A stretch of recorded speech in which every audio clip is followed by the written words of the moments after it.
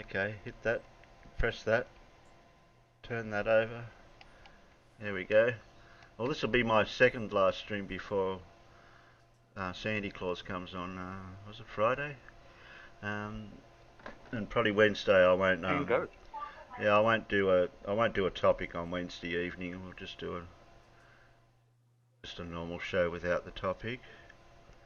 And today's stream is just basically the same as last one. We just show a couple of videos and see if there's any derp out there that anyone knows about. I've got a Lindsay. We can watch that. Um, I've got to catch up on Lindsay's actually because he's dropped a few pretty quick in the last week, so we fell behind for that. As far as debates go, I don't think anyone's had any debates in the last couple of days that I can find. Um, like you're not going to watch. Been pretty quiet on the debate front. Oh, don't start roboting. You'll ruin it. What did Team Skeptic do? Oh, quick Christmas stream. Bob the Science Guy done a deconstruction with Dearth, but that went for a whole hour and 50 minutes. So I don't know how to cherry pick that out a bit to see if there's anything in there with it. You can have a look at that. I'll grab that. Okay, so grab that. See what we can find out in that. And oh, there's part 1 and part 2. To grab that other one too. That one goes with that one.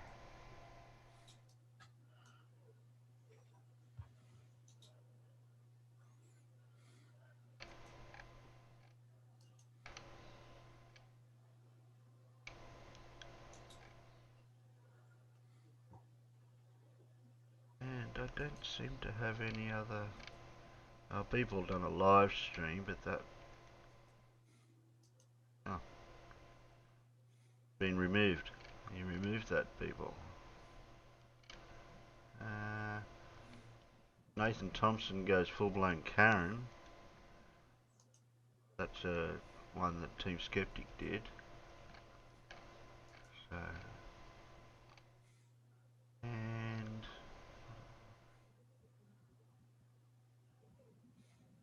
no other debates. It's just all.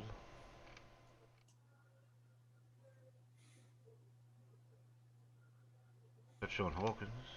Got Scott Manley. Everett Anderson. Did we watch an Everett Anderson lately? These are only quickies. That.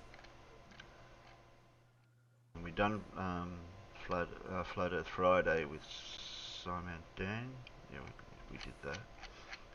That's that out of the road.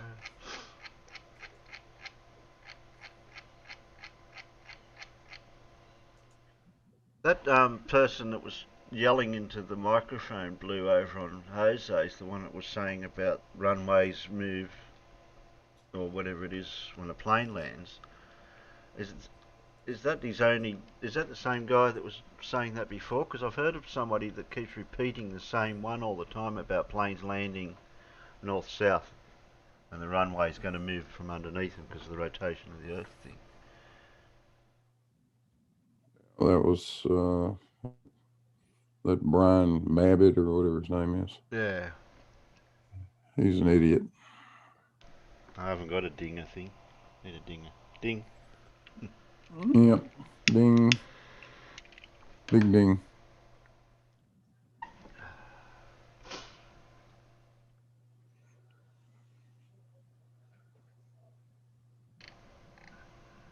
Okay.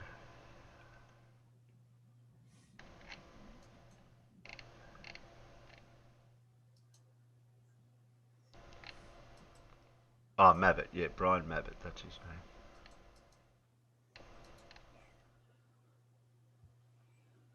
Yeah, Sin Cleanser. I think that was the one. that the one? Had the weird mic? That one? Yeah, I was just having a look. Yeah, Sin. Sin Cleanser was just he was the guy that was either stoned or drunk or stoned and drunk, one of the two. Yeah. One of the three. Yeah, three, yeah. Yeah. It could be the third. Hey, Jinx, you, Elmigs. Real Cygnus, are you? The regular? Because why are you grey? Unless you haven't been on for a while.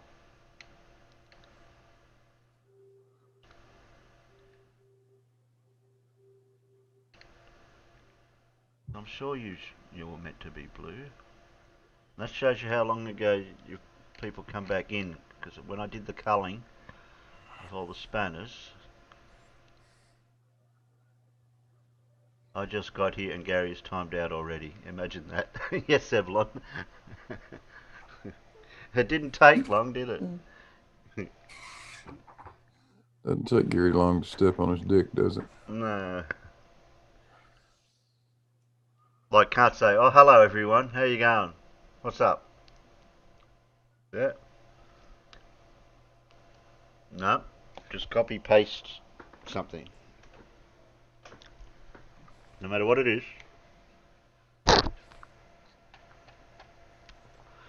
Okay, I don't want to go through Bob's video, it's too long to...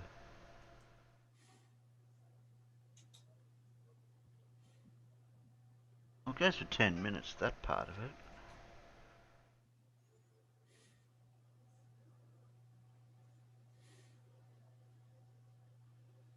Seems to be a debate between somebody.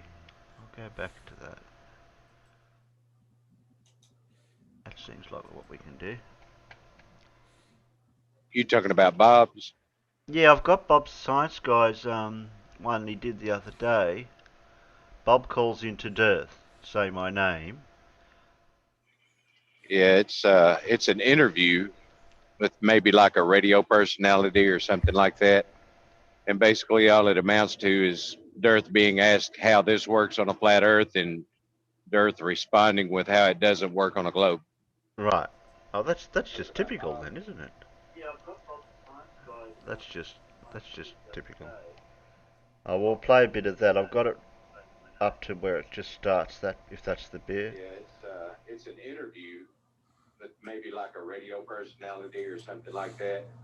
Oh. And basically all it amounts to is Dearth being asked how this works. Why am I hearing it back? What have I done wrong? Responding with how it Has somebody got playing? You, Howie?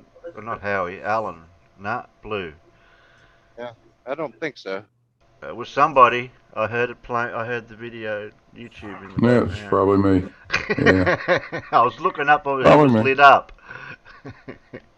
Probably me. Sorry. Sorry. You're not standing too close to your balls again, are you? No. Oh, okay. Right, where was I for that? Yeah, here we are. That was loud enough. Craziness, folks. We've allowed ourselves to be dumbed down. It's late night in the Heartland. You're live with Jeff and Dave Weiss. Go ahead. Hey, Jeff and Dave. First-time caller here. How are y'all tonight? We're great. Go ahead and ask your question. Thanks for calling. Thanks. This is Bob the Science Guy from Northern Michigan. I just have a quick question for you. How come objects weigh differently at different latitudes and whether you're flying them from west to east or east to west? Now, there's no proof of that. Thanks for calling. Thanks for having the balls to make the call. I appreciate that. Yeah. By the way, anybody, if you go in the app under the Debunking the Debunkers, there's plenty of videos about this guy. This is Bob, the not science guy. His arguments are so stupid. Now, of course, those of you that have been following my channel recently know exactly what it is I'm talking about. I'm talking about the Utkos effect, which means that when you fly with the rotation of the Earth, objects weigh less. And when you fly against the rotation of the Earth, objects... That's the video I was looking for today. The one where they weighed that. ...weigh more. And as you can see, it's very easy to demonstrate. It's been known since the late 19th century. The other thing that I'm touching on is the fact that when you take an object of known mass to different latitudes on Earth and weigh it on the same scale, it weighs less when it's closer to the equator, and it weighs more when it's closer to one of the two poles. And you can see that right here on objects that are weighed in Australia near the South Pole and the equator. But let's go see what they have to say about it. And wait, and hang on. I'm saying something. I think Wolfie did that, didn't he? If that's the one I'm thinking of. The weight where he weighed it somewhere and then weighed it in Australia. He did Yeah, indeed. Wolfie did it. I think Greater Sapien did it. You know, it's great evidence. Several people have done that. Yeah, it's good evidence, that one. Well, a lot of people have done it. Many people. Yeah, I wonder how much your ball weighs where I am to where it weighs to where you are. I don't know. It would get lighter as it went across the equator, and then it would get heavier again. We'll have to do some calculating. I'm pretty much thinking it won't matter a lot. Something that there may be, I don't know because I haven't verified it myself, so I really can't answer it. There may be variations in the downward force on Earth, which is the downward force. dielectric, in my opinion. And you ever heard of that G word? I don't know. Haven't seen it verified or proven. Now, the interesting thing that he did admit was that there is a downward force, which I, of course, although they have me muted, say is gravity. He's calling it dielectric, whatever gobbledygook he's got, but it's gravity. I've done it myself. I've flown it. You've I've done it flown yourself. an You know what? airplane. Astronauts go to It's space more when you themselves. go west and less when you go east. Why is that on the flattened stationary Earth? Hey, Bob, why are your videos so deceptive? Why should I believe anything you say? Are you going to answer the question, or are you just going to call me names? No, I I'm didn't not calling hear you they call names. you a name. I heard somebody ask you a direct question. Bob, Bob, get off the cross. We need the wood. We're going to have a discussion here. Nobody's a martyr. I'm trying to. Well, then answer So, questions and Just ask answer my question, questions. then. I've done this myself. Bob, so you're tell me you're how on that would thin work. ice, Bob, and I'm about ready to bounce your ass out of here. So behave like a. Whoa. Who's this moderator person's channel thing? Are they a flat earth thing or? I've never heard I of don't him. know who that guy is. I have I've no never idea. heard of him. Never ever heard of him. It's my first time. Yeah. It's some calling thing, yeah. A gentleman, or you're gone. I have a question for you. All right, Bob. I'll see you guys later. Yeah, I have you- a question you for you. pussy. Look, this guy Go ahead, he won't run. listen to a question. He won't listen to a question. You're throwing me off. I'm not Bob, throwing you I'm off. not hang up. I'm trying to ask Throwing you you a off. question. Can you hear me, Bob? Bob? Yeah, I hear you. Okay. How you doing? Answer me this. I have a question. I'm serious, and I need somebody with a science background. I live in a condominium, and I noticed that when the sun rises on the east, I stand in the front of my house. I'm 10 pounds lighter. And then when the sun is in the west and I go on the back of my house, I am 10 pounds heavier. Can you explain that? Because I've done the measurements myself. So believe me, I've done it. This is such a classic flat earth response. They have a question that they can't answer, one that destroys their entire flat earth fantasy narrative. So what Is he physically weighed himself when the sun was there and then he's gone and weighed himself when the sun was there? He actually did that Oh, as an of course. experiment. Yeah, of course. Of course Yeah. not. He's just making up ridiculous horse shit. That's all. He Yeah. hasn't done anything. Basically, he's just saying, I can say this, and I'm lying. So whatever you say, you're lying. Yeah, that was his point. do? They go off on a tangent. Now, this, of course, is an obviously ridiculous question. I have evidence to back up what I say. He's pulling this out of his tail end. Perhaps that's why he's 10 pounds lighter. However, he won't answer the question. And there's a reason for that. It's because he can't. Do you have a question? I mean, that's My a question joke. is, why am I 10 pounds heavier on the other side of my house when the sun is You're over not. there? I've done the measurements. Doesn't have anything to do with it. Bob, trust me, I've done the measurements. Can you answer it? Are you No, going to answer I asked the you a question? legitimate question. Would Are you you like going to answer the question, Bob? All right, I've had enough. would you like to try and address my question? Is that true? You really are 10 pounds heavier on one side? No, I'm lying, just like he is. Or am I? There it is right there. Can you demonstrate that you actually made that measurement, or were you just putting out a bullshit question to try and make yourself look silly because you succeeded? Gotcha. So you're using absurdity to illustrate absurdity. Well, no, his thing actually isn't absurdity. He's just making a claim that there's zero proof of, and that's all he has. This is the guy that says, shadows on the underside of clouds prove that the sun is the heliocentric sun, and we've shown him what he's actually seeing, and he refuses to see it. We've shown him scientifically, but he won't see it. He's a dedicated, lifelong troll of nonsense. Gotcha. And it was apparent. Thank you for holding. This is Late Night in the Heartland. You're live with Jeff and Dave. Now, obviously, they tossed me off the show there without answering my question, of course. But let's see how badly I disrupted them, because I absolutely triggered them with my question. But my goal was to take them off script and disjoint them. I was very successful with that, as these clips will show. That's right. Now, say my name. There's another sun, because they call the sun Sol, but there's a bowl, another sun, and there's other continents way out there. There's an expansive ice mass, and I think it might be the Buddhist that came up with this map. Does he know anything about that? Well, stay with us, Bob, and Mario, and get your answer. Go ahead, Dave. That's right.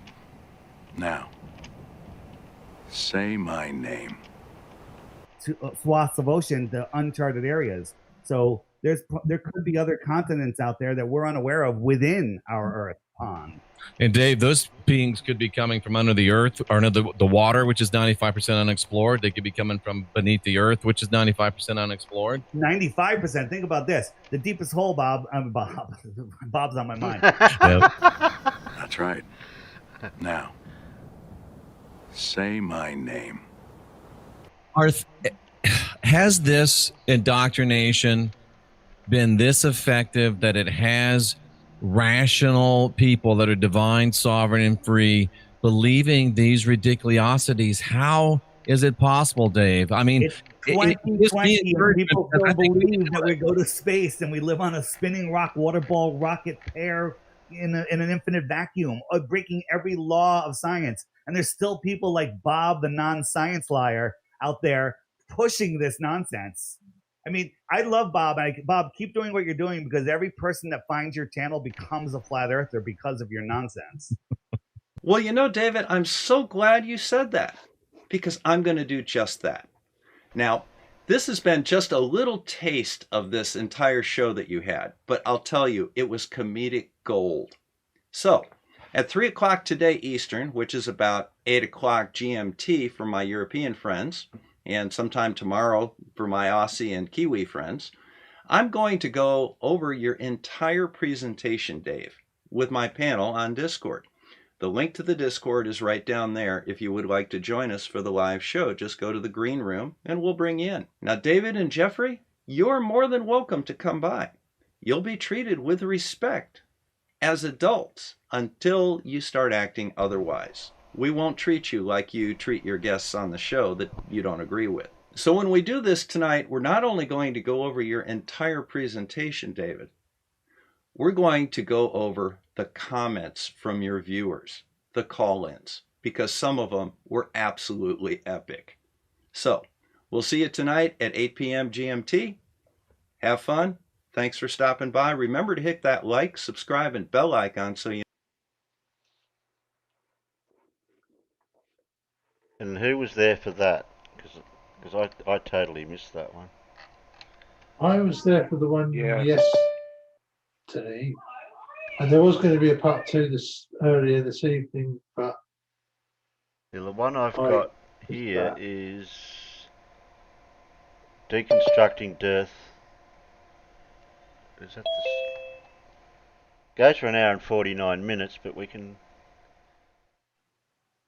play a bit of that. What the heck did I just watch? I don't know.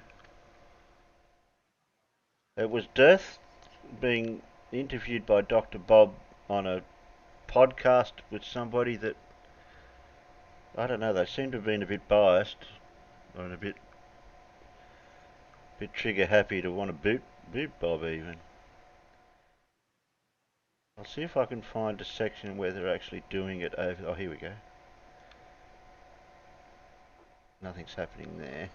Okay, we'll go to that spot.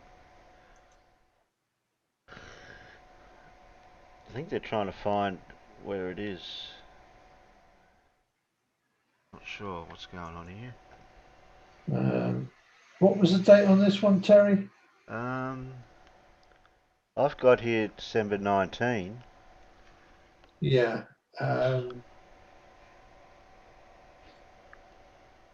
That was Saturday. That was the first. That was the first half. That was Dave's presentation to talk there. We were then going to go back and talk about the stuff that Bob just covered. So there should be another one then. On the evening of the on my evening of the 20th. Right. Okay. But I slept through, so I don't know if I missed that or not. Okay, so that would have been. I might have been a bit asleep then. Okay. Well, that's part 2. I've got that one as part 2, which was. Any date? That's the same one? Or is that a different one?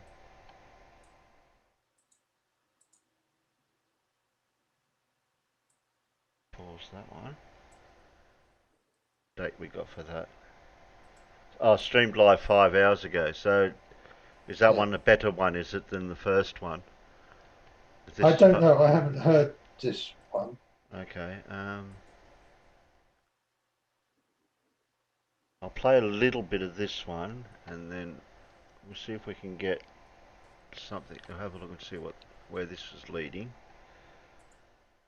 They should have it out there. That and with the holidays, $2.99. It's a half a beer, and you turn a family or friend into a flat Earth. That's priceless. You know, you guys may wonder why I allowed this part of this video to come out. It's because I wanted to demonstrate that this is a money-making opportunity for these people. I mean, look at all of the effort that they put into this silliness. And people buy it for $2.99 on the App Store. Why on earth is Apple even allowing something like this on their store? This is the dumbing down of America. What would Steve Jobs have to say about that? Not just America. Because Apple makes 30%. Correction. Yeah, Apple makes 30%. I was going to say, no, it's not the dumbing down of America. It's the dumbing down of the entire damn world. Yeah, America's not the only country.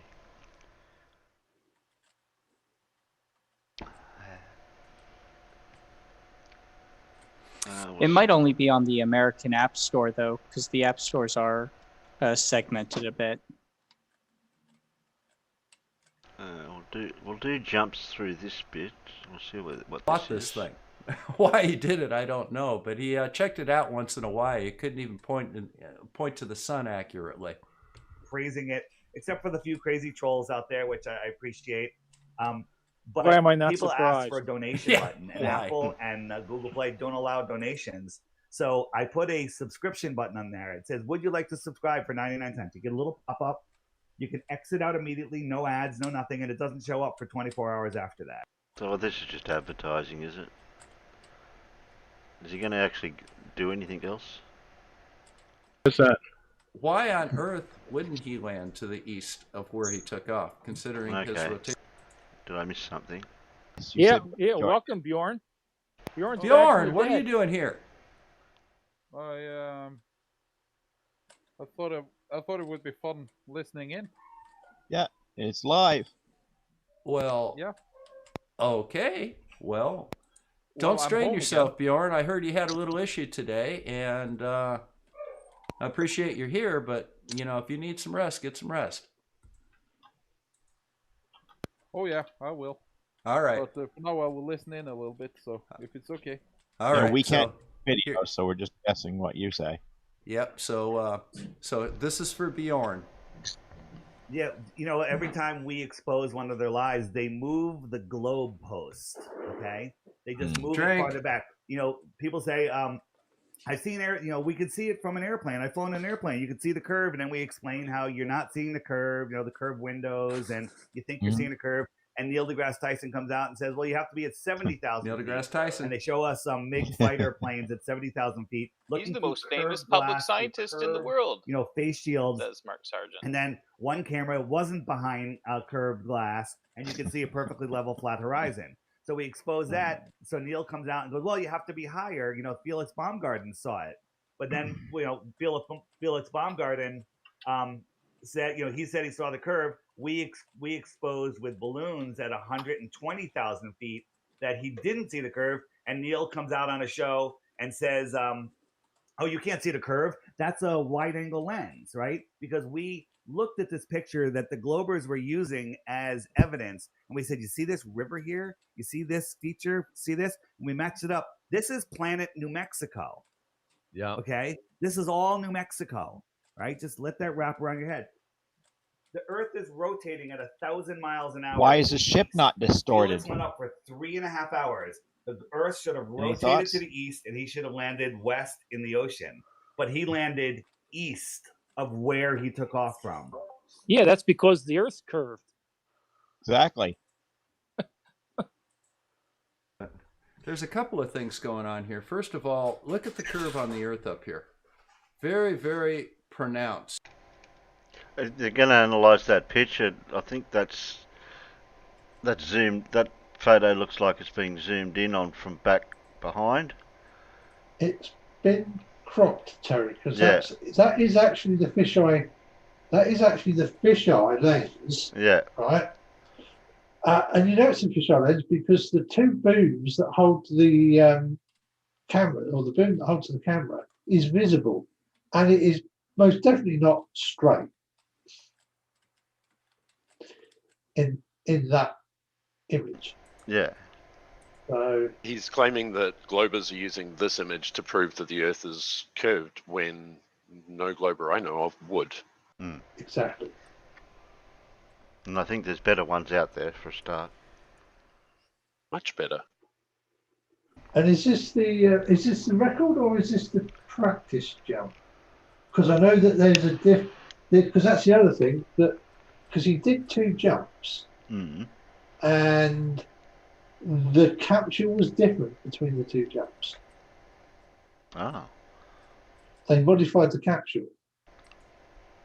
But did he jump from the same height, or just a practiced height, just to test the equipment stuff? The second jump was the record. Right. And on the second jump, the capsule is, from what I remember, the capsule's been repainted and it has more sponsorship branding on it. Yeah, I thought it was more white, like more painted or something. That's what I was thought. Oh yeah. You know, look at the distortion on the gondola right here. Now, what he's cut off, and he did this deliberately, is up here there are two camera booms. And on the fisheye lens, you see them curved. It'd be good to get that image from wherever he got it from, wouldn't it? So we could actually see, because that's what I like to do. I like to investigate the videos or images that these flurfers get to see what they've done to it. So we'd have to. It could be clipped out of a video from one of the jumps. I'd have to have a look. And on the non-fisheye lens, you see them straight. Yeah. Somebody wants to go ahead and have a look on Sorry, I was just going to say, can I just say one of my pet peeves? I wish people would call them fisheye and rectilinear lenses, because that's the correct name. Right.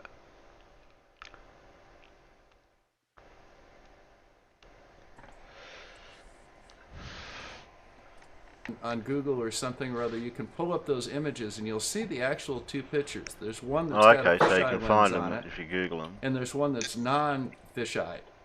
And you can clearly see the difference between them. That's why he cut off this part up here, which is where you can easily tell that it's a fisheye versus a non-fisheye lens. By the way, on the non-fisheye lens, the horizon's still curved. Oh, That's inconvenient. Yeah, it's Okay. an The Earth is inconvenient rotating truth. at 1,000 miles an hour. He went up, unattached from the Earth. Coriolis. Al Gore went up, movie, An Inconvenient and he Truth. landed in front of where he took off. I get into that one today. Now here's the other great thing that he's talking about right now is the fact that he went up and landed east of his jump location. That's why they have what's called prevailing westerlies. It means that the air, the wind, blows from west to east. Gee, I wonder why it does that. Why on earth wouldn't he land to the east of where he took off, considering his rotational speed was the same as the Earth going up? Because, conservation of inertia and momentum. Yeah. And why are they going east? That's a great, why are they going from west to east? There is a video for this that matches these images, isn't there? These aren't just images, pictures, still pictures, still images. Well, these are still images that have been grabbed out of videos, and also, of course, I'm not sure if, because some of the cameras that were on the capsule were still cameras, so they were recording still, high quality, high resolution still frames, not video frames.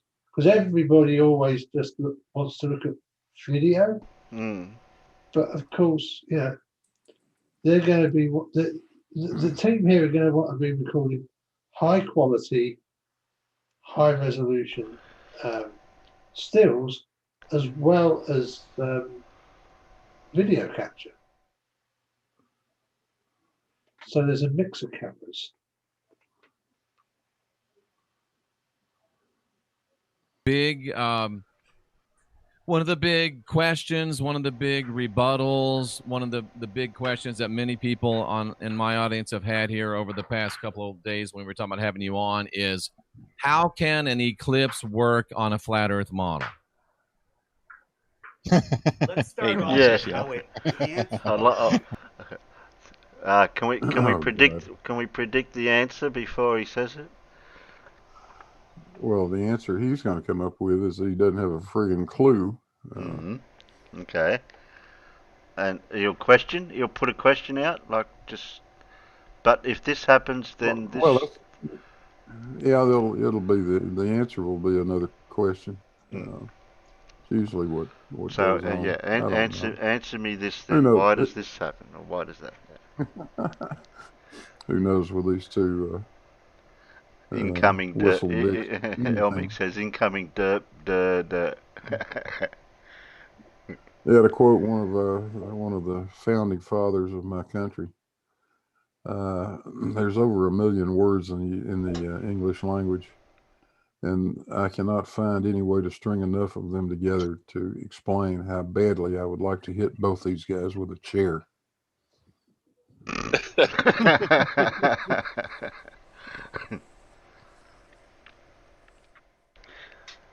On a ball model, right? Excellent.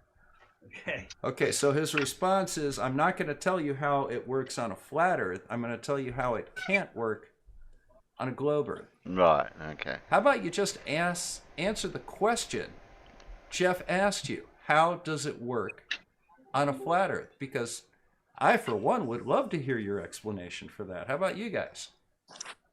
Definitely would love to hear the explanation. Well, most of these flat earthers are not really flat earthers, just globe You just deniers. muted. It appears, Okay. I know Yeah, that Earth muted is because a I'm clearing my globe throat because denier. this is my 18th interview this week, and I'm totally losing my voice. Holy wow. Yeah. So we're told by the guy in the bow tie. Yeah, I got the audio whose to the name stream is turned Bill on Nye, because it's the only way I can failed hear the actor, that video. only a sphere can come in between the sun and the moon to create a curved Maybe we should have got this podcast video separate to what for Bob's doing it on Discord with. Might have been better.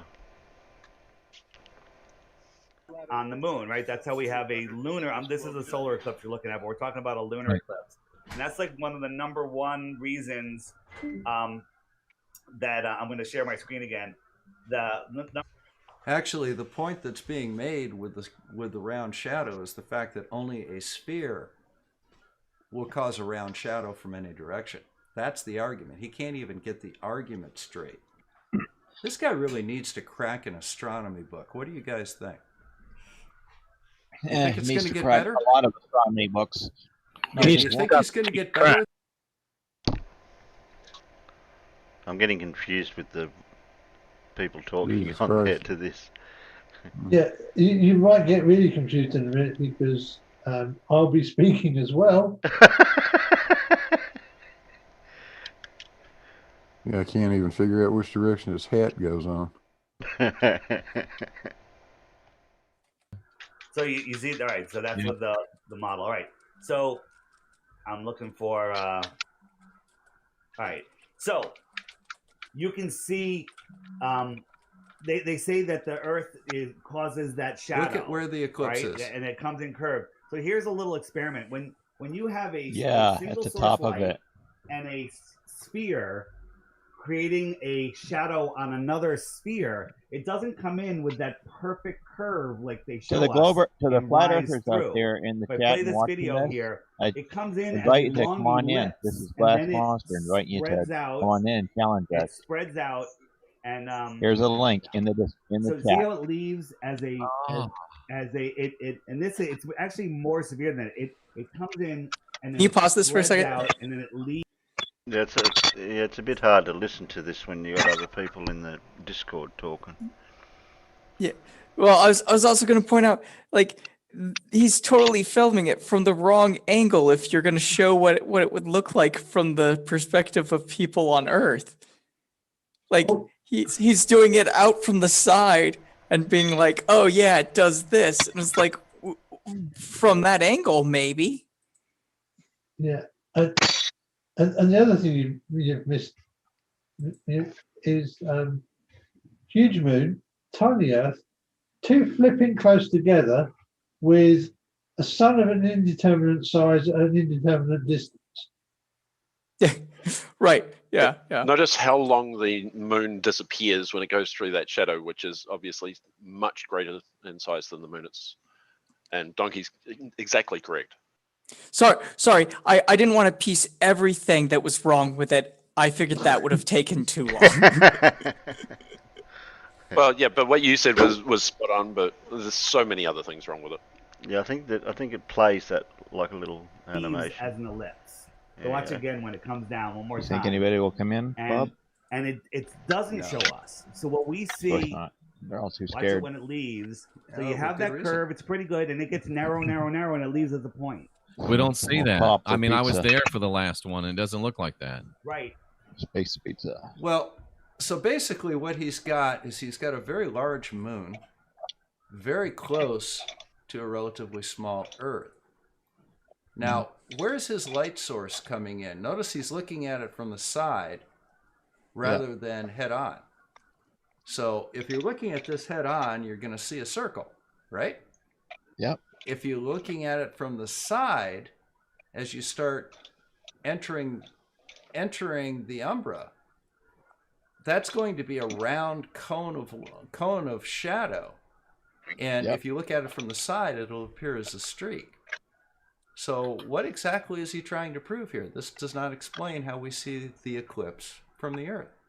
This is the eclipse from space. Yeah. What's his point?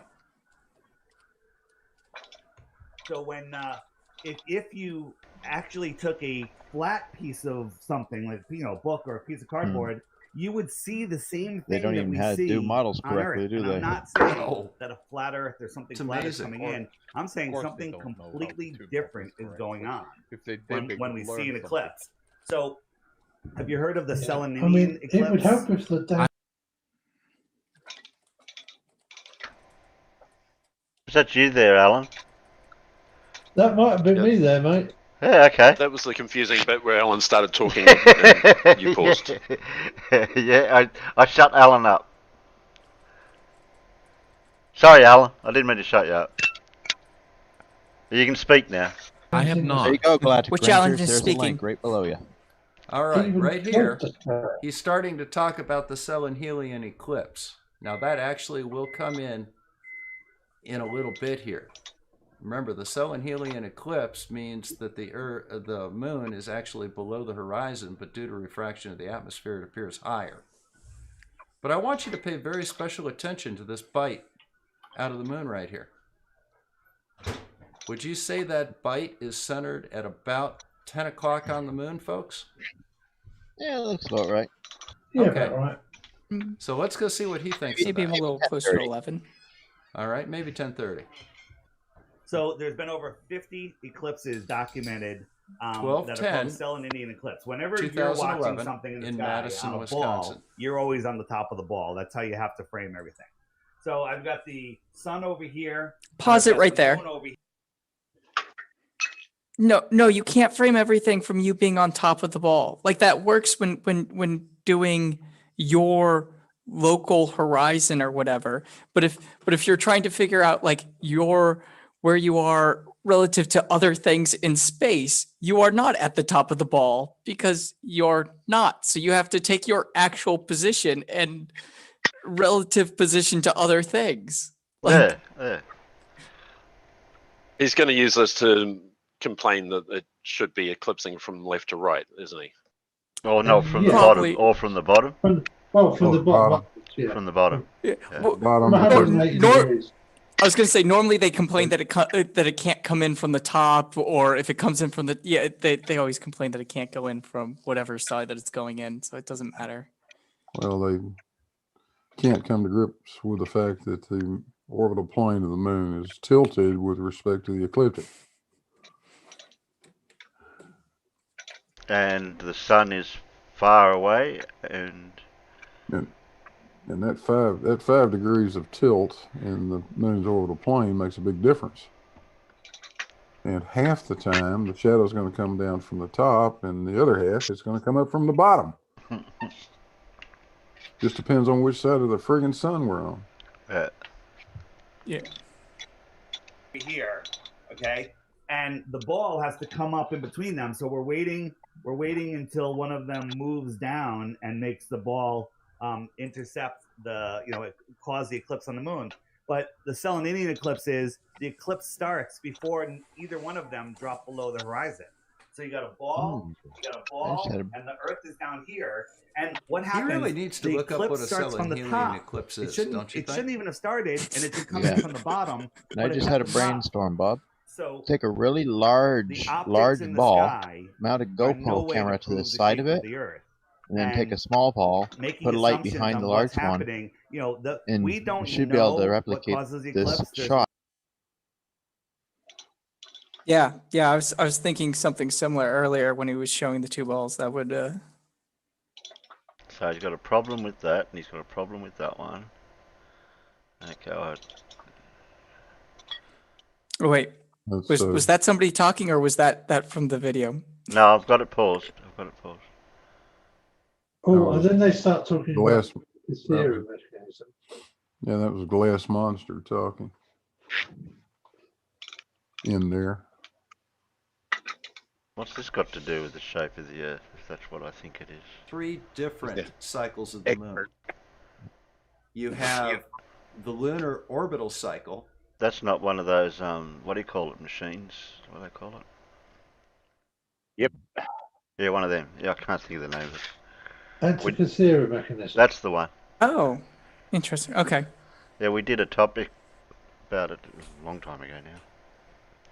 Which is the time it takes the moon to go back to the exact same. And fancy that they actually made something to replicate reality in a device that predicted events in the future. Yeah, those are really cool. Yeah. Then you have the phase-to-phase cycle. So new. So he's got it. So that's that. I don't know what else during the summer. I think the better video might be the part 2 one, where actually Bob plays more of his problems. Because I think this one's just the panel with him playing it. It was a bit of a difficult stream because the panel couldn't see or hear the video that Bob was discussing because Bob Bob wasn't sharing his screen in Discord. wasn't sharing his screen in Discord. So bugger. It were a bit tricky. Because we were having to sort of mute and unmute certainly I was muting and unmuting the live stream. Yeah. But of course, we don't have to wait 25, 30 seconds before we would hear the stream, and then we would have to comment on it, and it got a bit. Yeah, that sounds confusing. Because you're commenting on the video that's not shown yet on YouTube. I mean, it's shown on YouTube, so you're commenting. Okay, that's too confusing. Yeah, I did, exactly. I did a series of two or three videos with Bob about Quantum Eraser, and had the same problem, and it's almost impossible. You want me to show you how to do it? Because I can do it for you, to show you how it's done. Not now. Yeah, we got Bob sorted with it for. I'll pass. Hopefully, the last one tonight was sorted. So. Do you want to keep going with this one, or do you want to jump to the other one? Because I don't know what else other problem he's got that they talk about. He's got another problem here with an eclipse. All right, this right here, I think, really just sums up this entire argument. I want you guys to listen to this very carefully, because as a physician, this utterly made me cringe. Folks at home, do not try this. Of the firmament, however you want to word that, and it's being projected in here. So Paige and I went down and watched the solar eclipse at the beach without sunglasses, without those crazy don't look at the eclipse free glasses that the government gives you to protect you because they don't want you to go blind, or maybe they don't want you looking at the eclipse and getting the benefits of the eclipse. So they give you these free glasses that filter out any useful energy. Interesting. Yeah, so we were down there watching the eclipse, and this is what happened. Pause. So, pause. Yeah, please. I heard pause. Is he about to tell people to look directly at the sun during an eclipse? Well, he's complaining about looking at it with the proper equipment that's meant to protect your eyes from the sun. Terry, would you mind if I answer this question in a very concise manner? Yes, he fucking well is. And no, fucking well don't do it. It will destroy your eyes. So that just... Anybody who is or will be watching this, do not stare directly at the sun. Yes. Ever. I actually did that when I was a kid, and I've still got blind spot in the center of my left eye to prove it. Oh. I was 11. It's not my fault. Well, okay, it is my fault. I was going to say, 11, you should know better. Yeah, I kind of did know better, but I was a shithead, so I didn't care. Fair enough. You grew out of that? Being a shithead? Well, I say was a shithead. You know. Oh, okay. Was. There was some chemtrails. It was pissing me. All right, so before he gets into the chemtrails too much, this What? guy is recommending you look at the eclipse. He wants you to stare at the sun. How many of you didn't realize by the time you were about 5 that staring at the sun, A, was painful, and B, was a really bad idea? That's a horrible idea. Why would you tell somebody to stare at the sun? Only a Satanist would tell someone to stare at the sun, and I say that happily. That's absurd. I mean, you're going to go blind. That damages your eyes. Yeah. filtering atmosphere. That's why you can start seeing the sun as it's right on the horizon. But no, I wouldn't recommend staring at it. Taking a picture of it briefly is one thing, because it's certainly not as bright as the sun. Who had the story of somebody taking a photo of the sun and ruined their camera? Oh, yeah, there you go. That's what happened when you take a 600mm Canon, $13,000 American, £13,000 British UK, Canon 600mm f4 lens, and try and shoot the sun at totality without a solar filter. Ooh. Where are you showing this, Alan? It's the video. It's, well, yes. The image on the back of that video. Oh. It's the image on the video that I posted for Bob. That's right. That's what I was talking about. Yeah. I think we've spoken about this before. Yeah, we have. That's what I was asking about. That was, yeah, like I said, $13,000 lens, and that was uninsured loss. Only cost $4,000 or so to get it fixed. Yeah, about that, because fortunately, Lens Rentals, the company in the US that rented it to the guy, actually have their own service department and were able to completely replace the iris and the other melted bits. Would the sensor have got damaged too, or did the iris took most of it? No, he would have toasted his sensor as well. Yeah. In all probability. I mean, I did once work out the total energy going into there and what it was getting focused down to, and you're talking kilowatts. By the time you get into the sensor, you're talking kilowatts per square meter. Well, everyone knows what happens when you use a magnifying glass on a piece of paper. Yeah, exactly. And that's one big magnifying glass.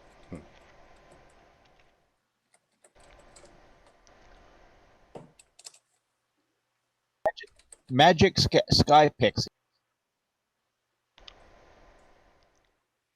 Oh, they're playing it there, I think.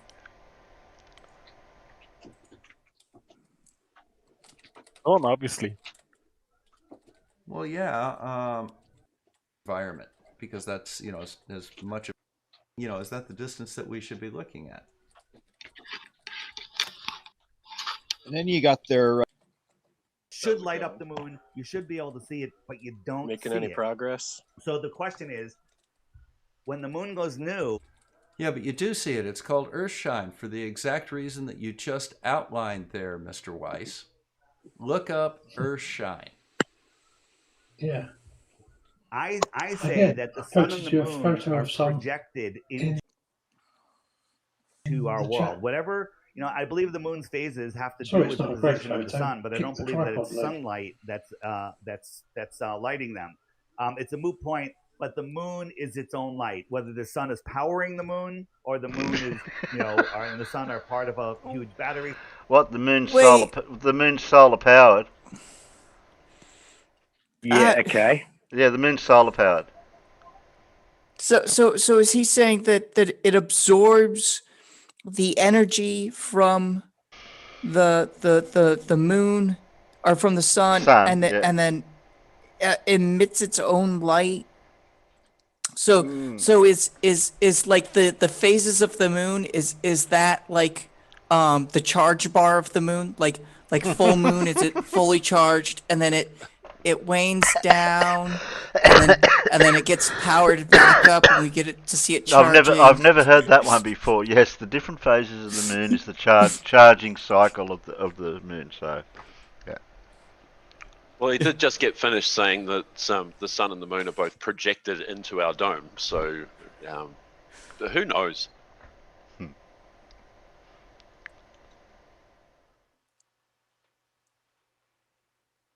We're seeing reflections of the reflections. Oh, we're talking about sun dogs things. Interesting. But with just a little bit of research and maybe talking to somebody who knows something about telephoto lenses, for example, this question could easily be answered. But rather than do that, what they do is they have something weird out there saying, I don't know what this is, but it's not what you think it is. But, therefore, the sun's a projection. What were you talking about for that, Alan? We missed it. Exactly. Well, when I actually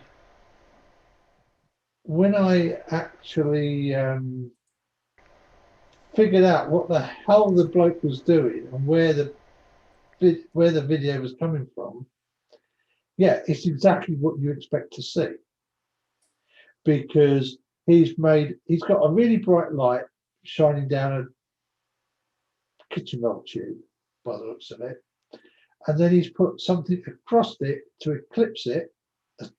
He put a disc across to eclipse it, and then he stuck the camera in front of it, and of course it's so bright that the whole thing's lens flaring out. But when you see the lens flares are the actual shape of the light, which is exactly what you would expect to see. Yeah. Would. Is he still out there? Oh, yeah, I'm still here. Bob. Yeah, they're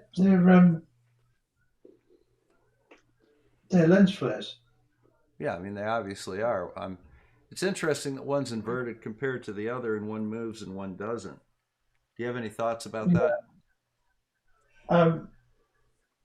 You have multiple lens elements. So the problem is that you can be seeing reflections of the reflections. Interesting. But with just a little bit of research and maybe talking to somebody who knows something about telephoto lenses, for example. Yeah, Alan. You got your 2 cents worth out eventually. Yeah. And like I said, I don't think this was a telephoto lens, because look, there's the there's his thingy. His setup. So once I saw that, then I'm absolutely certain what we're seeing is we are seeing, and of course remember it's also going to be a cheap ass camera now, because it's not requiring any sort of telephoto lens, and of course there's lens flares.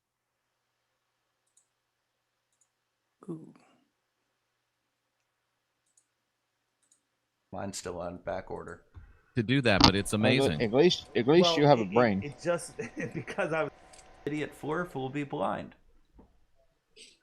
Thankfully, we got this stream to prove. No, we're getting confused with that too much.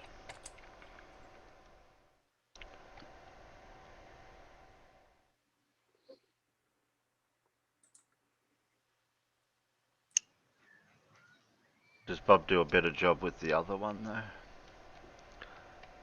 I don't know. I wasn't there for the other one. Oh, okay. Unfortunately, I missed it.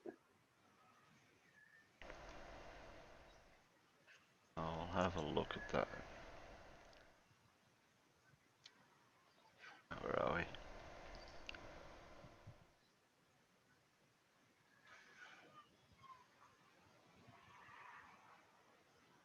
What's that? Play that.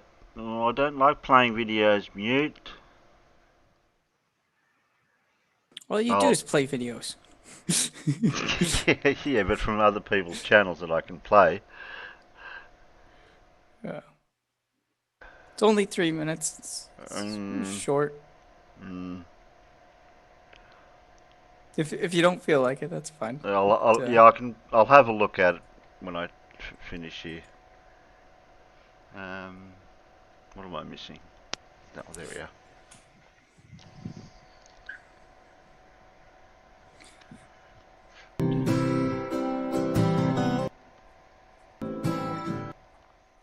Paramount Pictures in 1927 had a spinning globe before NASA could even tell them what the globe looked like. And so Stop. What? Because we didn't actually mention this on that stream. No? Or it was on the stream when we were the Paramount spinning globe before NASA gave us the thing. Well, we had globes before NASA. Yeah. We had globes. We had globes before 1492. They Yeah. just didn't have the Americas on them. Yeah, the continents might not have been 100% correct, but it was still a globe. But by 19 whatever by the 1920s 30s, when he's talking about with Paramount and RKO Pictures, I think also had a spinning globe in there with the tower above it with the sparks. Surveyors had gone out and surveyed almost the entire surface of the entire planet to figure out where all the coastlines went. We knew what to the shape. We knew what shape the flipping planet was, and we knew where all the bits were on it in relation to each other. So we didn't need NASA to give us a picture of a globe spinning or otherwise. Yeah, I don't know if this myth is in other countries, but for some reason here in America, there's this big myth that Columbus was the first person or one of the first people to suggest or confirm that it was a globe or whatever, which is total nonsense. Columbus's idea was actually that it was pear-shaped, and not like how we say it's pear-shaped now, but like the pear that Gary Wybinga likes to throw up there in the chat. He had some really crazy ideas. That's why he had to go to another country, not his home country, to get funded.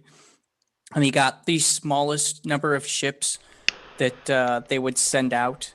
Like he did not get a great expedition. He was not like some like renowned thing or whatever. It was go leave us alone, take these 3 ships and get out of here. Type of deal. We knew it was a globe long before that. Everybody was aware that it was a globe long before that. Like over 1400. Well, actually, probably over 1500 years before that, they knew it was a black globe. At least in certain parts of the world. Yeah. Well, in that part of the world. So yeah. Well, I was thinking a bit further. East, I was thinking of the stick guy.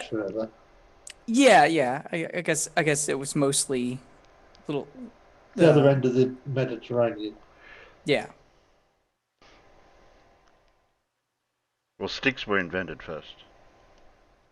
Didn't he actually use a well? Isn't yeah, that the well over in Egypt thing and whatever, yeah. Syene and Alexandria. That's it. Yeah. So somebody put that before they made the first globe in 1492, and I know Little Wolf's just trolling, but and then I forget who I was watching, and then they brought up a picture of a globe from like the 1200s. Yeah, it's and of course, I've forgotten his name, but there's the point of the well at Syene and the pillar in Alexandria and measuring the shadows to find the circumference of the Earth, because they had already figured out that it was a spheroid. Yeah. You know, Eratosthenes. presupposes, Eratosthenes. Yeah, that was it. Terry, well done, thank you. Yeah, of course, Eratosthenes presupposed it was a globe. That had already been decided. The next thing after you've decided it's a globe, how big is to it? Figure out a way to measure how big it is. Yeah, how big is it? Is it this big or that big? Yeah. It's funny that all these flat earthers are like, well, you guys had all these times to make up your globe line. We've only had 5 years, and in that 5 years they've discovered nothing new. No. But we come up with new questions every day and find answers to new questions all the time. and have been doing that for thousands of years. And it's like, maybe because we keep getting answers, we're further along. I don't know. Maybe you should choose the side that gets. Imagine if you did a timeline of our evidence to the Flurfers' evidence in the way of them trying to get their evidence, like how we did what we did, and then put a thing next to it to go, well, they do it by doing something completely unrealistic as an evidence to prove for Flat Earth. The things that they always come up with, you know. Well, and something that affects something in one place, you know, like that, if it ruins their experiment, they just ignore it during the experiment. Yeah. It's like... I'd like to have a list of all these experiments that they've done. They have done them. They've done, they've tried to, with the things sitting on a table for things and all sorts of stuff. Yeah. The cold light of the moon is one of my favorite ones. Oh, yeah. And Riley's egg. We'll have to throw that in. Oh God! In the bendy your light. Your entire life is based on a globe. It's the foundation of your world, and that's so you never realize that we are powerful beings here at the center of creation. Okay, they don't want us to know that. They want us spinning out of control, lost in space. I mean, that was a good movie. That spiraling, solar system. If you think about that, you're spinning. I'm watching the sunset, but I'm really falling over backwards faster than the speed of sound on a spinning ball while orbiting, while rocketing, while moving. Speed of sound? You are not moving faster than the speed of sound because because the Earth moving through space, there is no speed of sound. Yeah, because we're moving through a vacuum, or we're moving through what is essentially a vacuum. Yeah. The speed of sound changes depending on the density of the medium that you're in. Yeah, and space has no density. Right. Or not enough density to transmit sound waves. Yeah. Not just that, it's relative to the motion of the medium. If the medium is, moving along at Mach 10, you can still hear sound. Oh, yeah. Right, yeah. And like sound waves in water, completely different too, again. No, sound waves in water are exactly identical to sound waves in air. They are. No, I'm talking the speed. Yeah, it's all fluid dynamics. Yeah. But they're also the same as sound waves, essentially the same as sound waves through solids, because they are a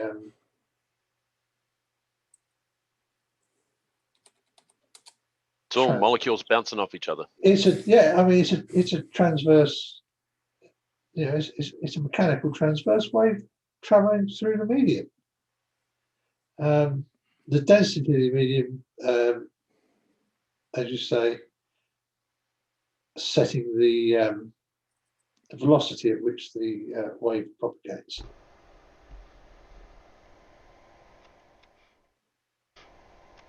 Sideways, I'm going to be nauseous. I'm going to be lost. I'm going to lose my power. I'm going to lose my ability to think.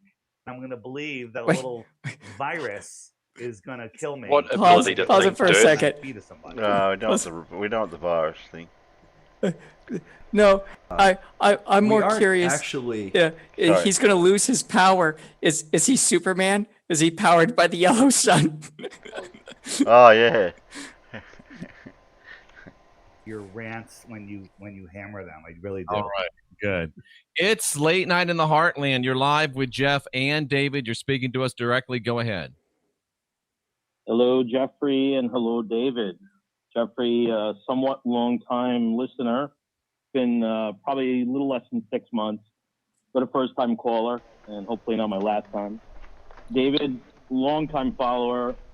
You kind of blew my mind with the projection. No sound again, Bob. I had mentioned, what are your thoughts on Rahu and Ketu? I mean, that's kind of going back to the Vedic interpretation of what you were showing with the projections. So that kind of blew my mind, how you presented that. What I love about your backstory, David, is that you were trying to push off the flat Earth then you tried to debunk the flat Earth, and then you ended up debunking the spinning ball model. In the Happens process, to all of us. Again, That's the that, way we all get into it. Talk about Rahu and And Ketu, Dave, if you would. I really can't. You know, the Rahu and Ketu, there's other people that are good at that. There's supposedly these dark bodies in the sky. Makes a heck of a lot more sense. Some people talk about them as being node points. I have a video which maybe I can pull it up. I don't know. I don't know. There could be dark bodies in the sky. Again, I'm not saying I know what happens. I'm saying I know what's not happening up there. I know we don't live on a spinning ball. All flat earthers agree with that. So I that know that it's made not a the great Earth point. causing a lunar eclipse. Yeah, that caller made a great point. Rahu Ketu is one possible explanation. Thank you for calling. It's late night in the Heartland. You're live with David and Jeff. You're speaking to us directly. Go ahead. 1 second.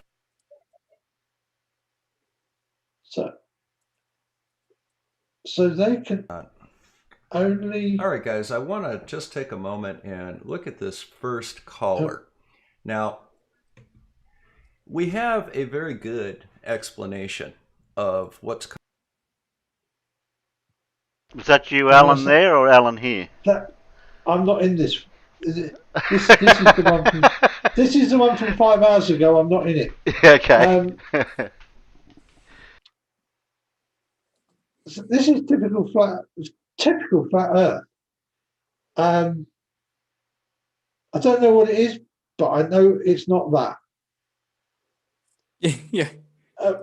We've got things in the sky that we can't see that move around and make other things not visible because they get in between, because they block them out, but they don't block anything else out while they're not, but they only block that one particular thing out. And dark matter is total nonsense. But these invisible bodies that block things out aren't. Yeah. And I mean, let's face it, dark matter is simply a placeholder for the stuff we can't actually see because it's not reflecting any energy. Yeah. We can measure it, but we can't observe it. That's why it's dark. We can infer it's there, but we can't see it. Yeah. Oh, did I miss Blue going? I stepped away from the PC for a sec. Yeah, you did. Oh, if you're out there, Blue, and still listening, I'll catch you later.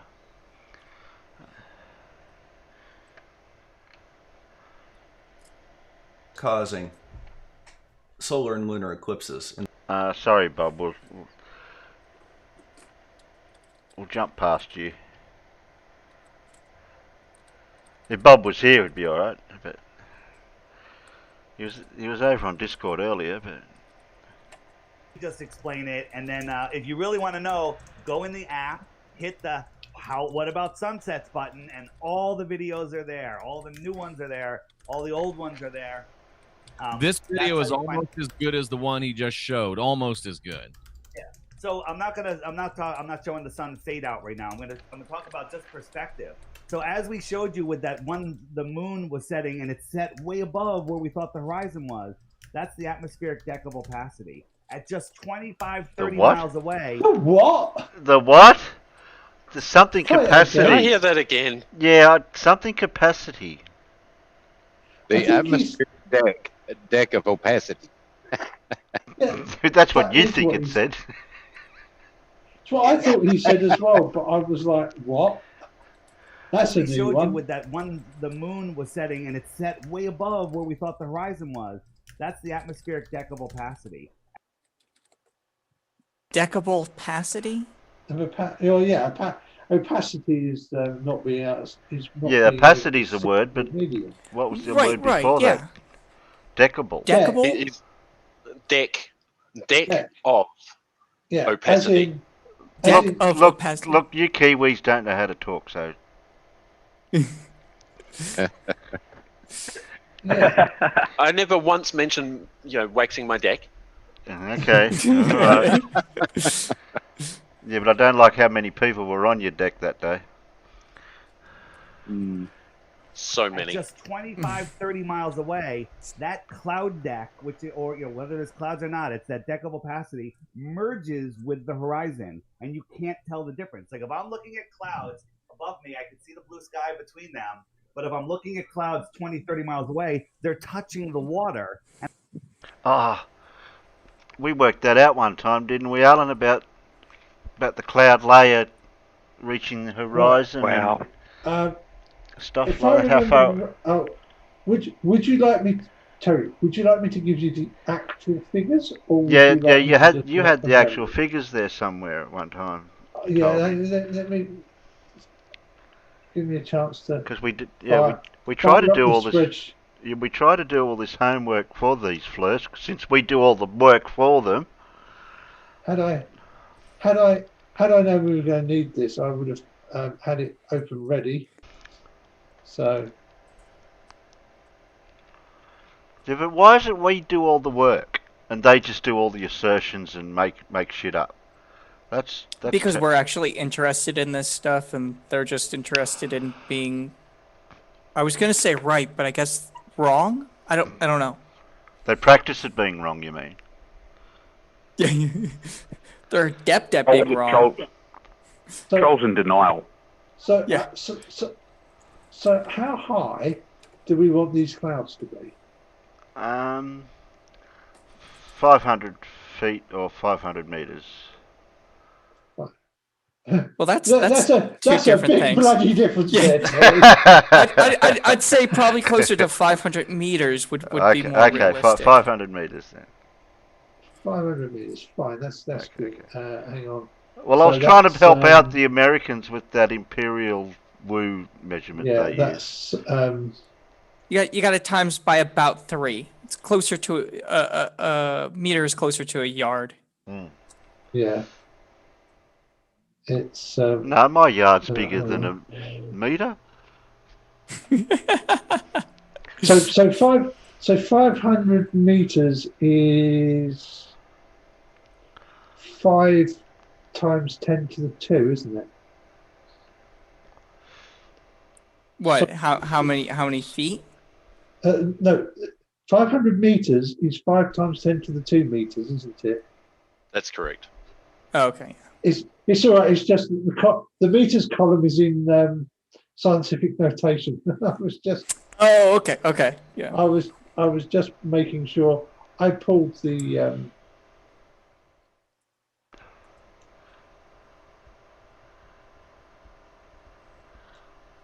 Right. So, for clouds at 500 meters, they touch the surface, or the clouds that are on your horizon will be 86 kilometers past your horizon. Okay. So the horizon's what, 9 mile or whatever it is in metric. Well, no, Terry, the horizon. That's the thing. This working out is independent of how far it is to your horizon. Right. Yeah. Okay. All I'm saying is the clouds that appear to be touching the horizon are 86 kilometers past the horizon. Yeah. If anyone's having trouble converting meters to kilometers, just ask Oakley. Okay. And by the way, it's 6,276.63 feet. Okay. Or 500 meters. Yeah. Sorry, how many feet? 6,276.63. Sorry, I know. Using two decimal places for the conversion to feet is a bit unnecessary. That number doesn't sound right for 500 meters. Did you say 1,600? Yeah, it's 1,640. Yeah. Because it's like 3.1 times as much. 3.28. 28. Okay, sorry. Okay, well, close. I know I'm pretty sure my metric is correct, and so if there's an error, that's in the conversion to.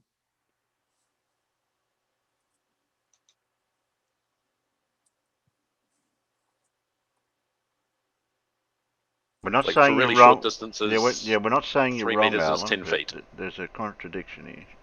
Oh, yeah, I just realised why there's a problem. Because I'm using standard refraction, but I did the conversion to metric, not from metric, but from the geometric in feet. So yeah, that would. Don't mix the units. Back to the drawing board, Alan. Get back to That's you. all right. It's just that I obviously typed an incorrect. Yeah, I typed L. I typed L for the column instead of typing N for the column in the equation. Yeah, that'll screw it up every single time, won't it? Always check your references, especially in Excel. Yeah. And I can't see between them because they're all lined up due to perspective, and it creates an atmospheric deck. So, I'm just curious about something. Wrong. I missed that bit. Sorry. Wrong. Seeing the water, and I can't see between them because they're all lined up due to perspective, and it. You can't see the what? Couldn't hear that word. He should have said perspective because he hasn't got a effing clue. Creates an atmospheric deck. So, I'm just curious. Wow. People with limited scientific knowledge trying to explain something in their interpretation. Farther What south, I away from still the don't get, and I've never had a flat earther be able to explain it, is why can I see something that is farther away, i.e. clouds, the sun, whatever, than something that is closer to me, a city, a mountain, whatever, that should be closer than the sun or those clouds or whatever I'm seeing? The only answer that makes sense is that it's behind the earth. Dirtier. Dirtier. center. It's farther Ether band. away, therefore it's colder, and Ether it's lower band. in the That's sky how it because should it be doesn't get as pronounced. close to us. In the summer, it's over the Tropic of Cancer, and it's over us. Excellent. You ready for another call? Yeah, go ahead. It's late night in the heartland. You're live with Dave and Jeff. Turn down your radio and you're speaking to us directly. Go ahead. Well, hi there. I really like your guest. Can you pause Dave, real quick? you're I just have a quick awesome. question. Is this on an actual radio station? Like, do they have? Yeah, this is legit a podcast called what it's got written up there, something in the heartland. I can't quite read it. Okay, but it's on the internet. It's not on like a radio. It's on the internet. Yeah, it's on the internet because Okay. Bob seems to have copied it from the internet and. Yeah, well, I wasn't This is sure. not something sure if backed by a both. terrestrial radio station. Okay. Because He's he said just turn doing down his your best to radio, make it so I was sound like like, he is. yeah, I was like, wait, is he doing it on both? That'd be scary. No, maybe he is. It doesn't look like it is, but who knows? Maybe there is somebody stupid enough out there to fund a radio station for this kind of rubbish. Who would they get ads from? I was just looking at that 193.279.0831 and wondering what that might. Oh, it's the phone number. Yeah, that's the phone number. I could Damned American probably phone numbers. figure out what state they are in. Yeah, you should be able to figure it out with the 1913. Yeah. What's up, Delaney? Give us what's on your mind, sweetheart. So I have a few a new word. It's okay. Look, you believe in angels, right, dude, David? Well, angels. No, we don't want to go down that road either. Get back to Why is it that so many of the callers to things like this sound like they're either on drugs or should be institutionalized. Yeah, I know. I was waiting for the person to actually get to whatever they were going to say. Because they're either off their meds or phoning from an institution, maybe? Or high as balls. What's wrong with your fingers, Donkey? They spell things wrong sometimes. Oh, okay. Yeah, I know you I'm even... not dyslexic, but my fingers are. Yeah, it's not me. I know how to spell the words, but my fingers, they just spell things however they want. Yeah, but what gets me is you put the AR in front of that word, and that's not the way you say that word once you put the AR in front of it. Oh, that's a different state, but yes. Yeah, I know, but it's... Yes, Arkansas is a different state. Very confusing. The screen and the sun and the moon were like the 3 and the 6. You understand where I'm going with that? There's a lot to unpack there. So thanks for the call. Let me answer the best I can. Vortex Mathematics. There's a guy named Randy. I'll let it play for a What? sec, but I won't be able to hear you because I've got to change batteries in my headset. So, if you want to talk now, or do you want me to play? Talk. Okay. Vortex Mathematics. Yeah, that's all I want to know. I think we need Paul for this, don't we? I mean, I've done vector math. I've done matrix math. I've never heard of vortex math. No. Obviously, you're not listening to Lindsay. Yeah, maybe Clive Wells is around. Probably you not. know. Probably not. No, It's o'clock in the bloody morning. He's probably got to go to work. He's probably. Maybe at work. Probably at work. That's fair. No, he'd be Clive with Wells. his students. He's with His the Ducks. Harvard. Yeah, No, they're Harvard Harvard students.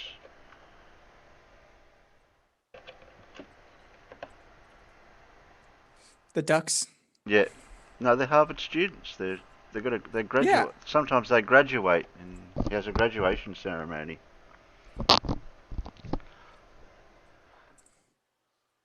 Well, as you can hear, I'm back again. Something. If you just Google on YouTube Vortex Mathematics, subscribe to him, click some of his videos, bring food and water because it's going to blow your mind. Does that sound like a Woo channel we can look at? What's it called? Vortex. What do you say? Vortex Mathematics. It's a channel.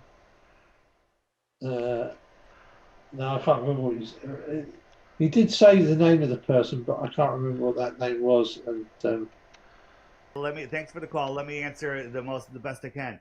Vortex Mathematics. There's a guy named Randy something. If you just Google on YouTube. That's all he could give you. So Randy something Vortex Mathematics. Okay, we'll look into that. If someone can play with that while I'm playing. Vortex Mathematics. I'll Google. Subscribe to him. Click some of his videos. Bring food and water because it's going to blow your mind.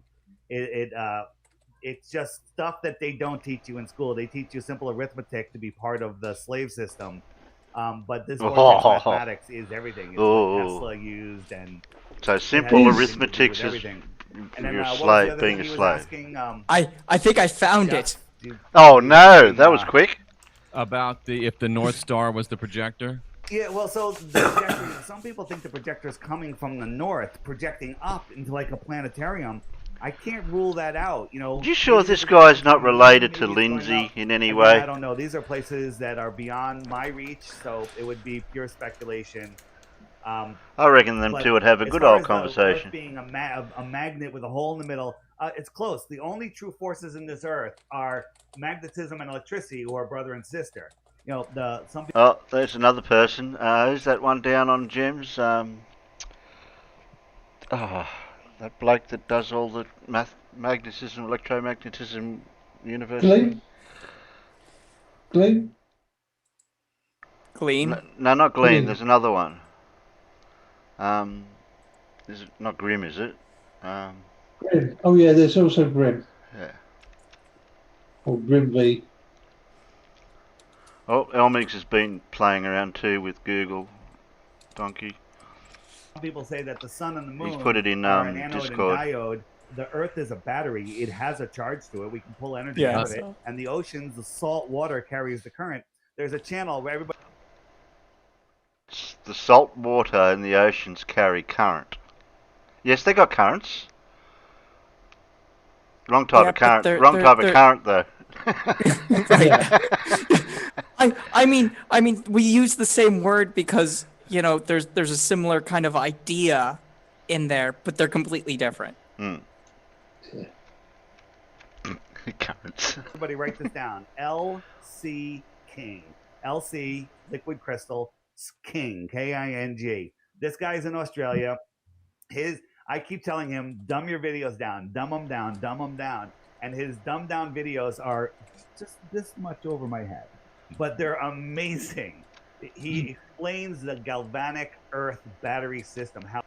Oh, this sounds like another one we need. We're getting some good. Earth battery Oh system. yeah. Yeah, we're getting some good derp out of this guy. So did anyone catch the name of him? I'll just play it again. And his dumbed down videos are. Did he say it before that? This down. LC King. LCT. LC, liquid crystal, King, King. This guy's in Australia. I keep telling him. Was that the right information we needed for what he was saying? LCT. Oh, I didn't look that one up. Yeah. LC King. King as in opposite of Queen. Oh, okay. I thought he said a different word. And he's in Australia. And what is this supposed to be? The galvanic something? Well, I don't know. He said something about magnetisms and all that stuff. Yeah, the galvanic Earth battery. Jeez. Yeah, oh, there's two of them. I've got that one and that one. Oh, cool. Dumb your videos Cool. down. Dumb them down. Moontown Dumb found them it. down. And his cool. down videos are just this much over my head, but they're amazing. He explains the galvanic Earth battery system, how the Earth is a battery and the sun and the moon and all of the planets are part of the system. Makes perfect sense. Go ahead. Excellent. It's late It night. makes perfect sense, but perfect sense. he said to dumb them down, and he said it makes perfect sense. Well, they were down, just they go over this there. much above his head. Yeah. No. I think he thinks it will go above our heads. Ah. Okay. No. He was definitely saying that it's above his head. You know, it makes sense. It's just a little too smart for him. Really? Well, if it goes over Dirth's head, then it must go over everybody else's because Dirth knows that he's smarter than us. I mean. Yeah, but how tall is it's he? definitely going somewhere. If he's only 5'5", well, okay, that might be a problem. In the Heartland, you're live with David and Jeff. Yeah. Do you want more call-ins, or do you want me to do a skip? We'll do a skip. That's on you. Yeah, I don't want to be here all afternoon with this. Yeah, we don't want to watch the whole thing. Nah. With another We'll just sun do and moon, we'll just Jupiter do and random Saturn, callers. right? Jupiter being the moon, Saturn being the sun. I don't know about that. Martin Kenny does amazing work on it. It's called the Cosmic Egg. I actually might be posting that on the app on I've Sunday. seen that stuff. A long video where one of the guys that was working with Martin put together some. He seems to have good memory of all these other derpers out there, though. He keeps citing them every now and again. That's where he gets all his ideas from. Amazing video about this alignment that's coming up. Don't know how much of it I believe, but it's very interesting, and you have to look at that. So there's that.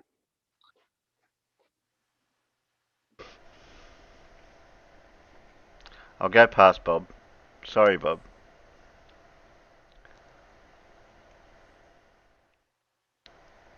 Sphere model. So when, like, say India is 17 hours ahead of us, right? So why does the plane take that long to travel there as well? Why can't you just go? Wait a minute. Wouldn't India We're talking be about behind? airplanes, I think. Which way was the plane flying? I missed that bit. I'm pretty sure you're going to struggle to get. Oh no, you can get a 17-hour time difference. Yeah, that's what I was trying to work Yeah. out. I didn't know which way. I mean, you can get up to a 24-hour time difference. Yeah, but no, but. Yeah, I just wanted to hear the question again. I didn't know which direction the plane was going.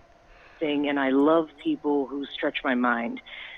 So what I wanted to ask was, in the sphere model, so when, like, say India is 17 hours ahead of us, right?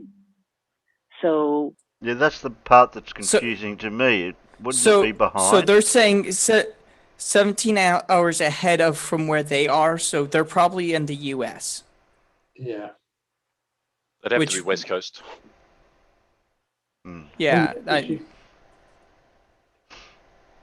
Because you shouldn't do, because you shouldn't go, you shouldn't measure your time zone differences going across the date line. Well, you have to measure them west to east.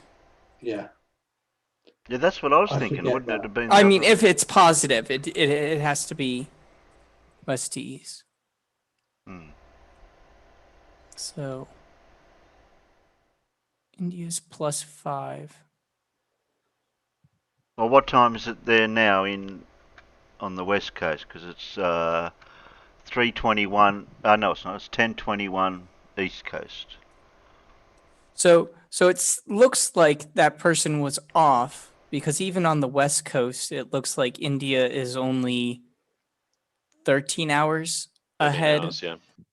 I mean, maybe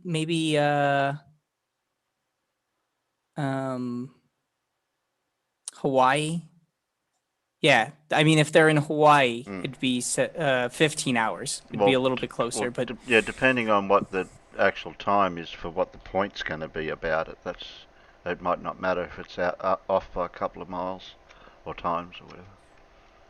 yeah, I mean, so they were off by a couple time zones, one way or the other, but I mean, the point of it, I think, is that they're so far ahead of us, and it takes about that amount of time to get over there. Okay,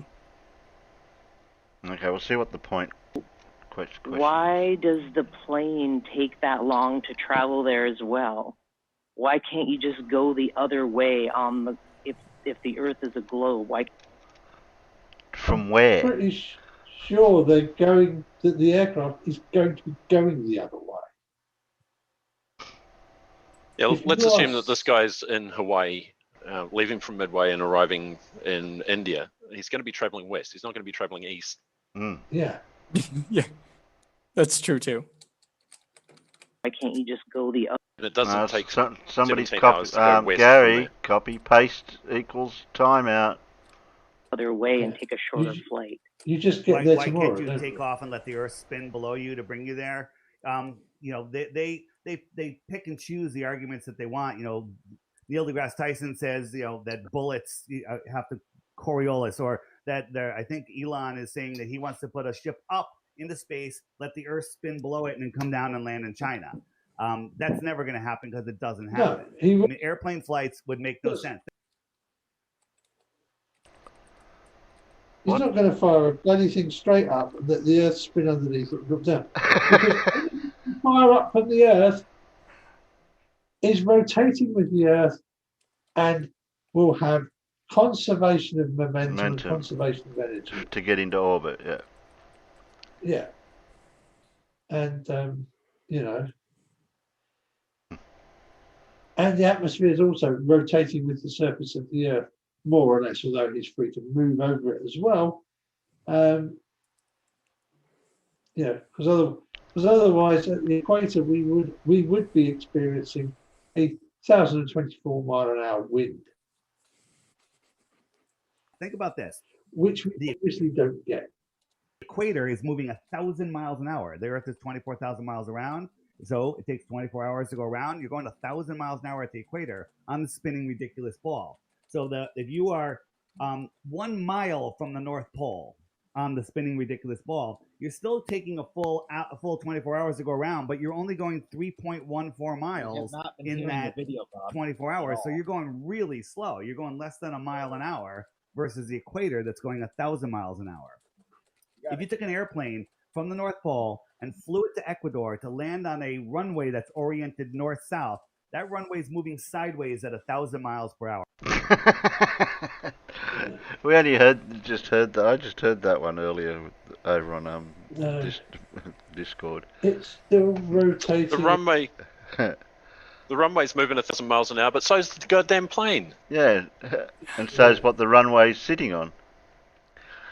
There might have been there will have been some Coriolis effects to take into account with all that north-south travel, but you know, you're going to have plenty of time to adapt to it, aren't you? Well, not just that, but you're also traveling using the air which is moving, so that negates some of the Coriolis.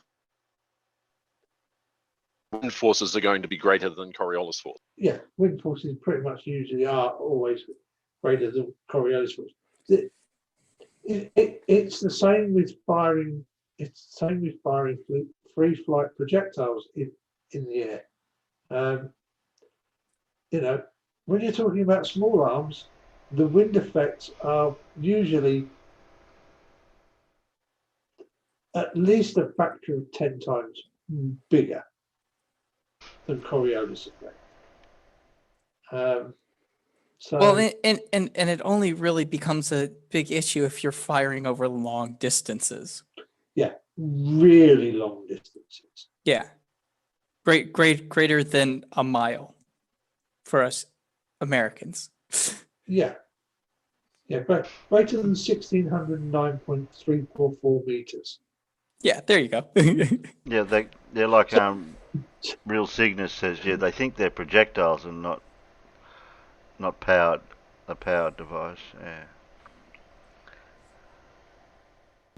So 2002, what is it? Rocket powered birds. Picture. The United States is this big. On this one, it's twice the size. That's easy. That one to show what. Oh my God!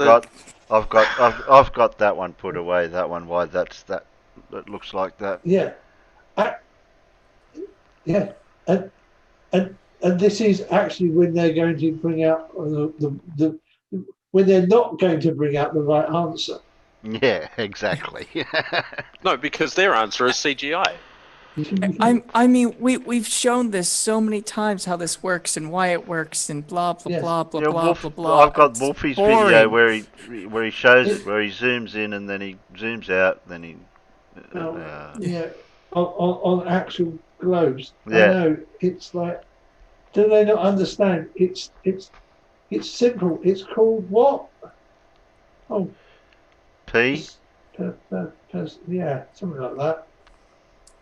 Don't expect them to understand what perspective really means. Oh, it's the F word we're not allowed to say here. It's the P word we can say. Sorry. And it would be row. This one, we've got a almost straight shot on. If I rolled this one back to the same orientation, it would get smaller, like my hand is getting smaller. But this one that's even rolled back, this one here, it's still bigger. That's insanity. So check this out. This is the 2012 shot right here, okay? This is the next. By the way, I'm not going to go into Discord. Which completely screws it all up anyway. Yeah, let's see him project that onto the AE map that they're not so fond of. Yep. Yeah. Let's see what shape comes out of that. Where's the what do I do with that GIF for that? There's a GIF for that where they get that map and it transposes onto, it gets transposed into transformed into the globe. How it works. Yeah. I've seen. I mean, Gary's in the chat. He likes to tell us that all maps are two-dimensional. Yes, Gary, that's how maps work. They're two-dimensional projections. And sailors only used flat maps like that because they could fold them up and put them on the shelf. Because if they used a globe, it'd roll off in the ocean, when they went over waves and stuff. And a globe big enough to do realistic navigation on would be very large. Yeah. Yeah. Yeah. Of this land is Oh, on we'll the get the backside last of that bit. ball. It's not, because that is a painting. Okay. It's not. Oh, okay. The different photos of Earth over the years from the different satellites. That one's saying the official one of 2012. Okay. Yeah. Scott saying, "Oops, forgot Terry." How do you forget? Scott. Scott's saying he forgot. Yeah, I think he Didn't you? forgot that we were live. Did you forget to? Here, just Or real make quick.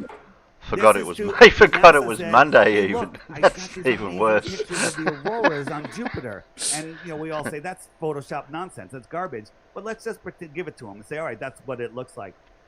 Jupiter. They show us that it's a gaseous planet. That this storm here is spinning for 1,000 years, and all these bands are going in different It's directions. not These are 1,000 all years. storms and clouds Pause. and gases. Well, 2 years apart. I think but it's those only been pictures are spinning for exactly like the 200 same. years, 400 years, something like that. About 500. 500. Okay. Because the first person that developed a usable telescope that was effective to see the red spot was about 500 years ago. Which Well, I believe our- was some bloke called Galileo Galilei. Yeah, but he didn't. The red spot wasn't around then.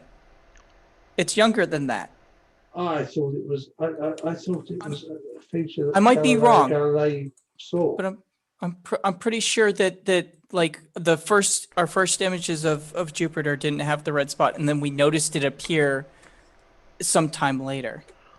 Yeah, how many pictures do you want to see of clouds lit from underneath, Gary? Gary, you're not answering 2 times 2. I know. It's a simple question.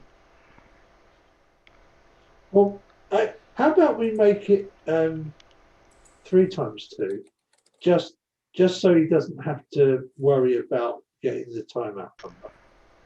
Okay, fine. 3 Oh, times 2. Don't say that. You spoil the surprise. Well, I mean, I'm sure by now people have worked that one out. So I don't know. I don't think Gary has. Look at this right here. Look at that right there. It's the same exact thing. This little dark spot here is right over. This is all backwards. Dyslexic. Yep. It's right. It's the exact same picture. You overlay them. You check out transparency. It's the exact same picture 2 years apart. I'm pretty sure if you go to the NASA website, it actually says on the photo that it is the image of the aurora taken with the camera that can film the aurora with the correct exposure, because it's actually they're actually recording it in the ultraviolet from Hubble, overlaid on a map on a surface map that they made of the entire surface of Jupiter in 2014, which is of course something you're going to have to do, because you're not going to see the rest of Jupiter when you're looking at aurora in the ultraviolet. It's why you have to do it, because otherwise because you're not going to see them against the brightness of Jupiter. Well, yeah, that's why they're composite images. Is we have different cameras that see different wavelengths, looking for different things, and we can put that information together and make a full image. And just real quick, the red spot, our first observations of it was 1665 and 1713. So it's at least 160 years old. It might be older, or 360. Yeah. Oh, what's this? Don't know what that is. Of understanding is to try and claim something isn't what it looks like. Okay? That it's not real. They can't bring themselves to admit that this could quite possibly be a real thing. And I don't understand why they can't do that. You know, I You gotta truly trust don't. your senses. I want to see if I can move this over a little bit. Because, Also, to be honest with you, I'm kind of getting to the point right now that I think that it would be a good time for us to break this stream up a little bit. It's been 2 hours, and this won't go over. That's irritating. You know, it's been 2 hours since we've been on this thing. And quite frankly, I can only take so much brain damage at once. It's kind of dangerous. So I think That's we why probably... we have drink calls on movie night. Yeah. Dr. Bob, you got Yes, a sir. purpose that fast. Oh, we'll leave it at that.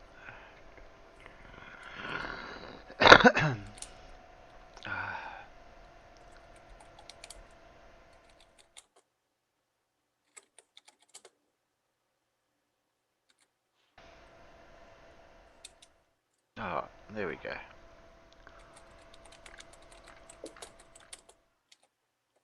Now just look at this shadow thing you're talking about.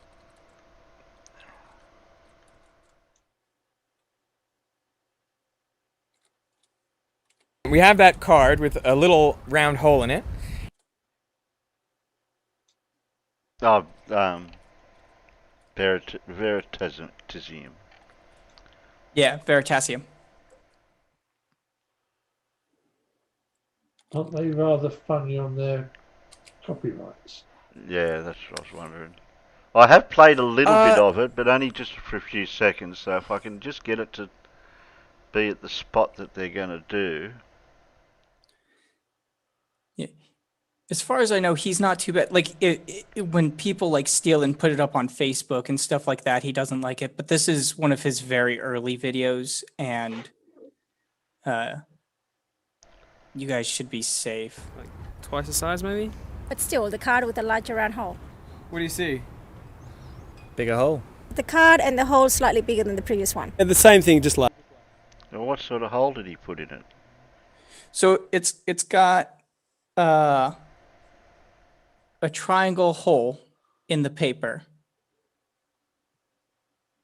In it. And what I want you to do is hold it up and try to cast a shadow on that wall there. Okay. And I want you, before you do it, to predict what we're going to see. Shadow of the card. Shadow of the card. With a little hole in it. We'll see that figure enlarged on the wall. It's not very pronounced, but you can actually do see the little hole in it. And of course, me. Oh, it's supposed to be a triangle-shaped hole. Okay. Yeah. Woohoo!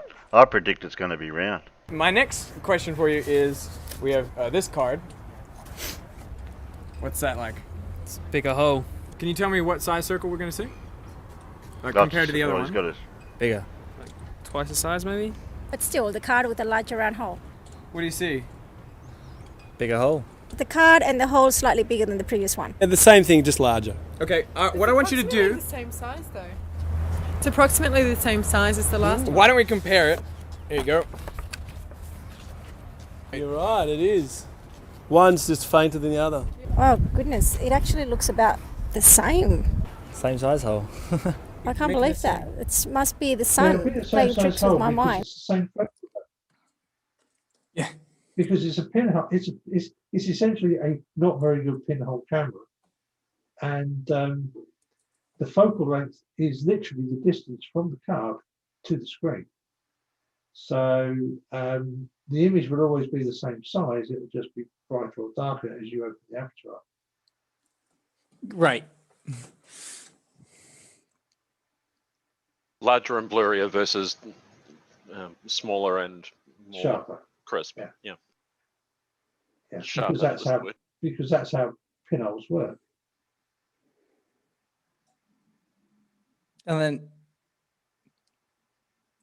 so he does a couple pinholes, and then at some point he switches, and it's hard to tell just by looking at skipping through it. But sometimes he switches, and he has one that actually has a triangle instead of a circle hole in it.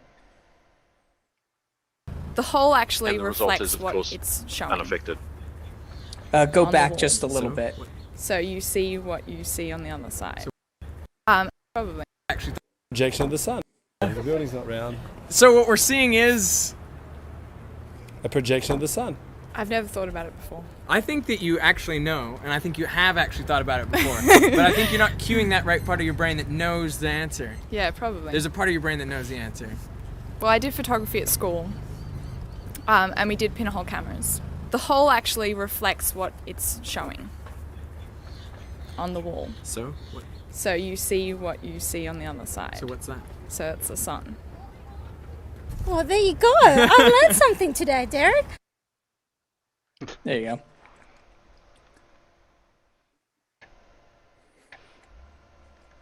We were. It just made me think about it because we were watching the stuff on the eclipses, and if you have like shadows through, or light shining through like the shadows in like trees or whatever in the leaves, you can actually see the crescent shape of the eclipse as the Yeah, I've moon seen starts that to move in image front of it. that. Yeah, that's on the ground with all the shadows. Yeah, and it works off the same property or whatever. But I mean, it's another way to tell like that we're looking at a round object in the sky that actually exists.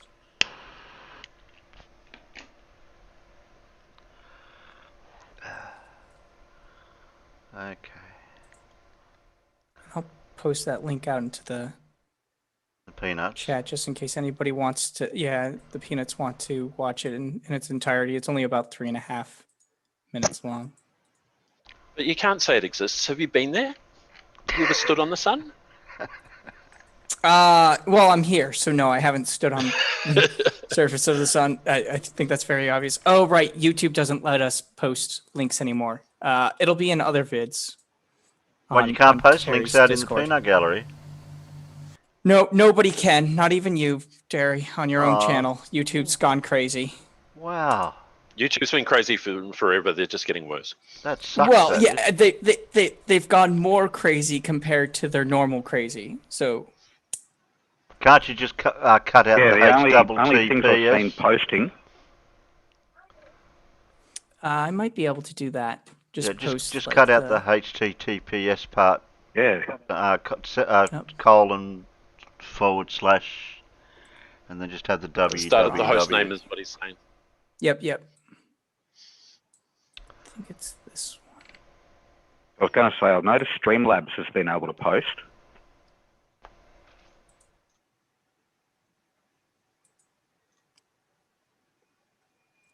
Well, Streamlabs is Yeah, lucky. just post the end of on the URL. That's right. Okay. It's not in the chat anymore. It doesn't look like, so I got to pull it back up.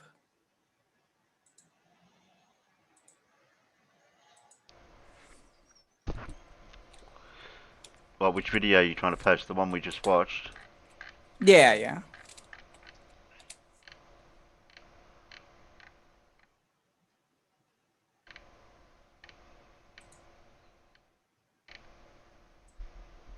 I got it.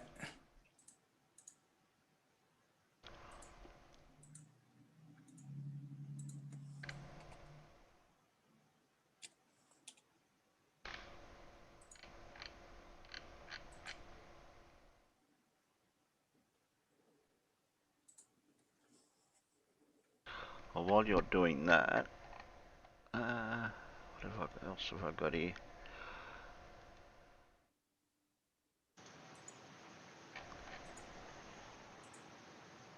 Oh, we'll get one of them out of the way. That way I don't have to play too many on Wednesday. So which one were we up to? We've got only a flat earther can explain dark energy, story of creation, what science won't tell you about Earth's solar winds, dark energy. Now we might leave Lindsay for Wednesday. I can explain what dark energy is. Oh, can you? In the same way that Alan explained what dark matter is. It's a placeholder for something we don't understand. Mm. For an energy instead of a mass.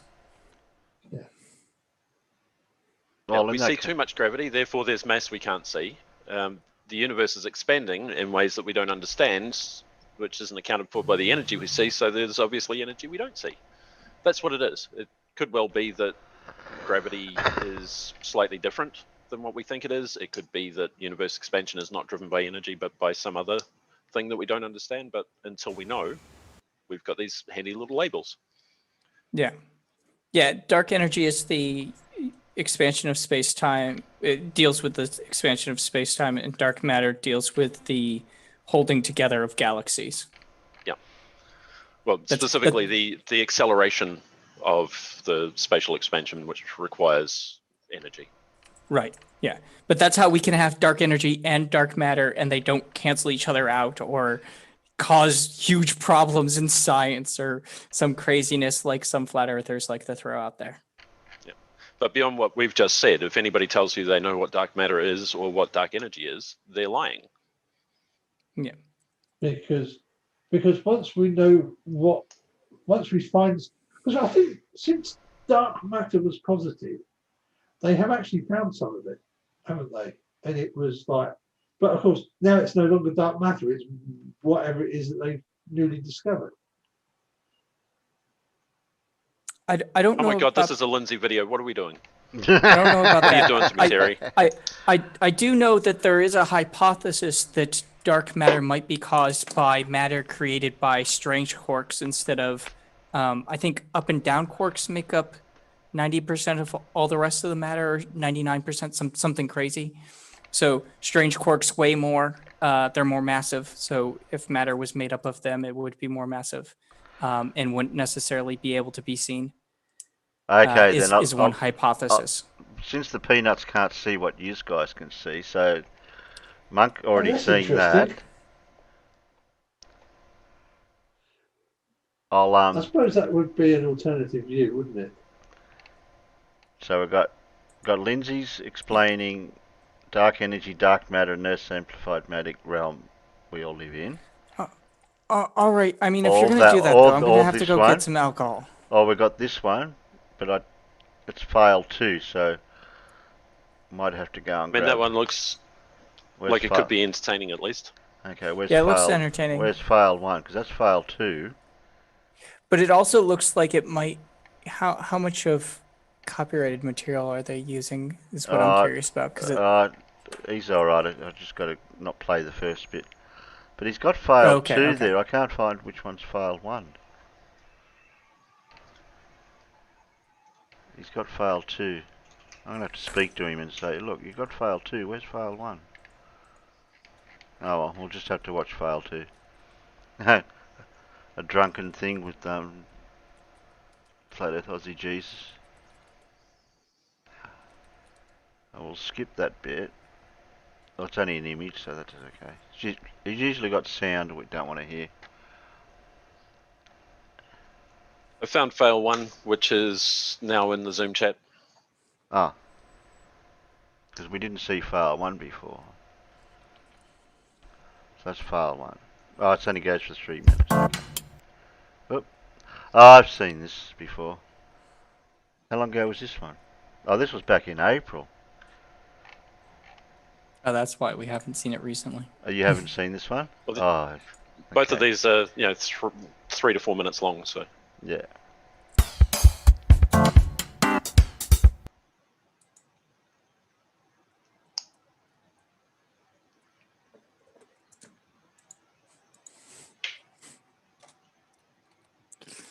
It's a long intro. Ashley Kitsukis is from Springwood in New South Wales. A nursery hand at Colour Spot. Tell me about that. Yeah, so we grow like plants and tomatoes and vegetables that you see in like Bunnings or plant nurseries. Yeah, so grow them from seed and pot them up and go from there. Fantastic. Raquel's your mum. Hi, Raquel. Hi, Eddie. Good to see you. Now, tell me about this. You got the Earth is flat. The Earth is flat. The Earth is flat. Yeah. You are passionate about the concept of a flat Earth. Obviously, yes. I've got a shirt that says it. Oh, well, there you go. Well, yeah, it has to be. So tell me about your flat Earth theory. Well, it's not really a theory when it's true, but okay. Well, prove it to me that prove it to you. Earth Okay, is flat. Whoa. I need a proof for a ball first. Okay, we'll tell. Oh, look at that. Same. Straight away. Straight away, the question back. Tell me, first of all, what is at the end of the flat Earth? what's at the end of space? How can you have an answer for one question, not have an answer for another question? But is the Earth not We have an finite? answer. Just depends, like, well, we can't even say that because we can't actually go anywhere below Antarctica or outside of Antarctica because of the Antarctic Treaty. I'd love to, We but kind of have you an know, answer. What do you think of space travel that shows the Earth? I just laugh at it. It's pretty funny. It's the best joke I've ever heard, actually. The best joke? You don't believe in space travel? The car in space. She's and all hitting that, all the it's bingo hilarious. squares, isn't Yeah, she's hitting Yep. all the. She didn't answer any of the questions properly though, but anyway. She's debunked everything. Earth is truly Wait, a I mean, come on, let her keep going. I'm 40,075 almost got bingo. 100,000 kilometers in equatorial circumference. There's no curvature anywhere. Right. Like, I live on top of the mountains and I can see the city. There's no curvature whatsoever. I went up the plane. Yeah. I went to Concorde once, and you could see the curvature of the Earth. Wow, that was great. Yeah. I bet it was. It was Yeah, unbelievable. you saw it. I did. Yeah. Yeah. Oh, okay. Anyway. Maybe my cameras are broken. Maybe She's they're all just got sitting there fish calling him a eyelids, liar. I don't know. I don't know, Yeah. actually. But anyway, I don't know what's going on. Here we go. Ash, which of these words is spelled correctly? Misdirect, misspell, misfit, misnomer. I'm not good at spelling or grammar at all, so this is going to be... Oh, God. This is hilarious. Go for C. Lock and C, Eddie. Lock in C. Oh. Of course it would be misspelled, wouldn't it?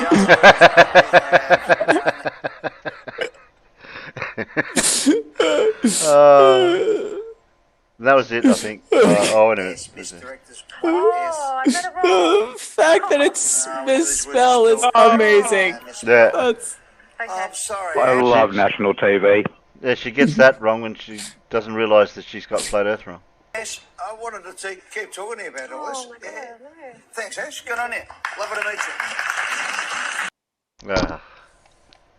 you. That was funny the first time and the second time. Yeah. Oh, we don't want Lindsay. Where's the other one? That one. Oh, here we go, an American one.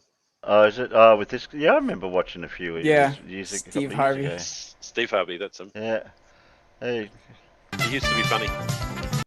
Used to be? Why? Yeah. What happened? What was this? I should have fast forwarded so far. So, Flat Earthers like Mark Sargent are uploading this episode of Family Feud as some kind of win. Oh, God.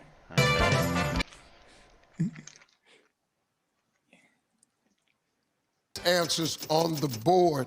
We asked 100 men, what would you do if your beautiful date told you the earth was flat? Laugh at her. Tell her she lying. Tell her she lying. Pass the play. We're playing. Let's play. They think this is a win for Flat Earth because All right, of the Sarah, game show. You talked to 100 men. What would you do if your beautiful date told you the earth was flat? I hope he'd agree with me. Agree? Why does this remind me of somebody going out with his girlfriends and tells them that he's a flat earther? Oh, I think somebody said that they did that. No, in Australia, it's an Australian person that we know in my Discord. Oh, okay. I don't know. You know who I'm talking about, don't you, Alan? Our wannabe flat earther. Oh, yeah. Yeah.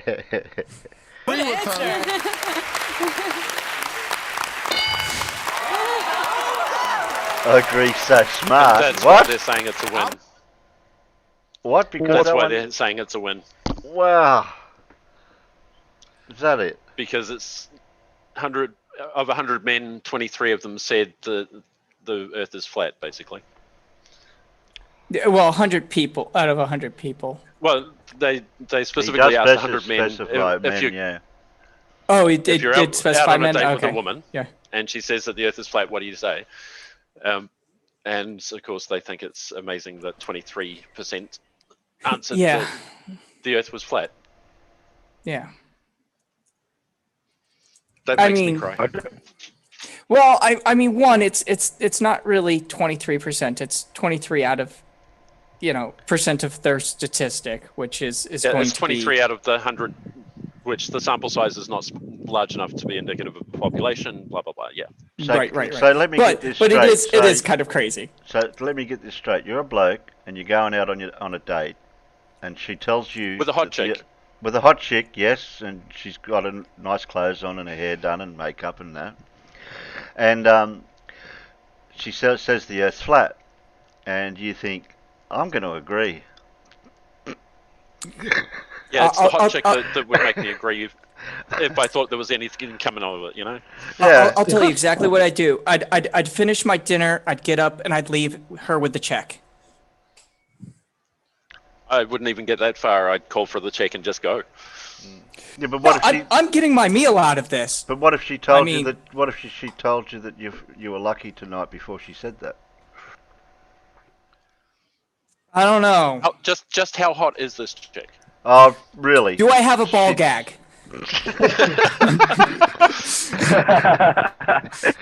How hot is this chick, and how low are your standards? Right? Yeah. Do I have to listen to her?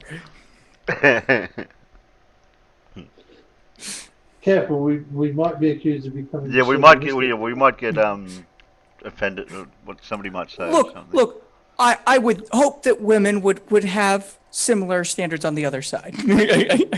Yeah, I've heard similar conversation from I might speed it up a bit just to. Yeah, If that's the main point of it. I just met you. We're on a date. You fine? You tell me the Earth flat. That's cool. I agree. Yeah. Yeah, that's what I said. Basically. Oh. And now let's see the rest of the answers. Here we go. We ask 100 men, what would you do if your beautiful date told you the Earth was flat? Take her on a trip. Yeah, show proof. Oh, okay. No, none of them want to be around her that What long. would you do if your beautiful date told you the Earth was flat? I'd ask her to take me to the edge. Take me to the edge, yeah. Drop me and do some funk. We can interpret that statement many ways. Yes, we could. we could. Okay, Hey, what? we got 2 strikes, buddy. We got to be They're careful. not going too good with their answers. I'd leave her. There you go. Leave her. Oh, okay. I'm with him. Bail run, yeah. Dan, 2 strikes. Murphy family can steal. What would you do if your beautiful date told you the Earth was flat? I would sign her up for like a geography class or something like that. Geography. Sign her up. Get her some college classes. Yeah. Okay, those 3 strikes are out.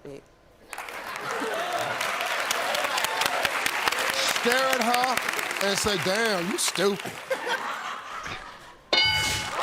Number 6. Yeah, what's the other one? Yeah. Where's the other 2? Well, one of them was think that she's dumb or ignore it. Yeah. Yeah, and the other one was kiss her, take her to bed. Yeah. I didn't see the last. They didn't show you the actual last 2 though. Oh, there was no last 2. It was only 6 answers. Oh, okay.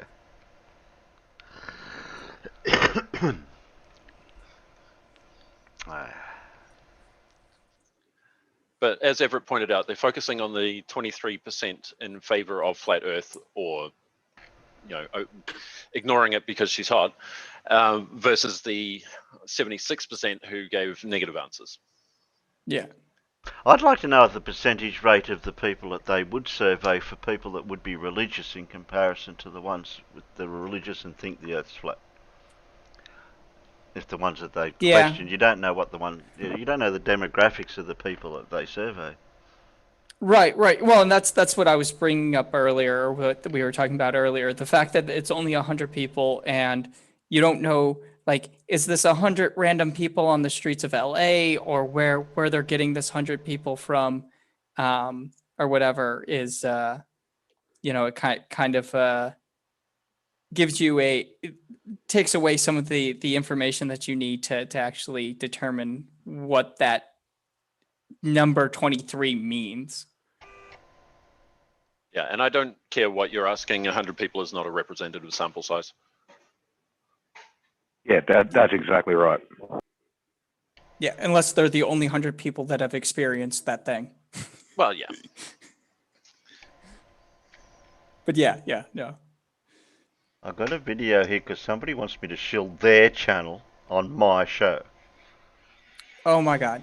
Is it Dark Steve? He's got. How'd you guess? He's shameless. I know he is. No morals, no standards, no ethics. Just. I So only it fits right in here. Hey. Thank you. What's that, Monk? I said he fits right in here then. I hope I'm getting paid for this. Yeah, checks in the mail. Ladies you get paid double what I get paid. gentlemen, boys and girls, and peasants of all ages. In a world that is filled with so much stupidity, please allow us I hope to this music's throw not in copyright. our 2 cents. Sorry, I'm an incredibly awkward person, so... When I lift this flap, if you look inside here, we got a little... can't think of the damn word right now. I am Darksteve. I am Sir Darksteve. That's not how it's written, yes, okay. And when the 4 of us combine, we unsheathe our swords and touch our tips, and things will drip. Wait a minute. Who writes this stuff? Oh well. But together we make up the 4 swordsmen.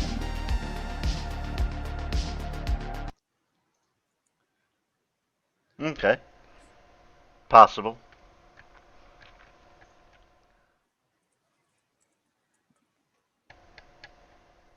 You just want, do you want Thank you.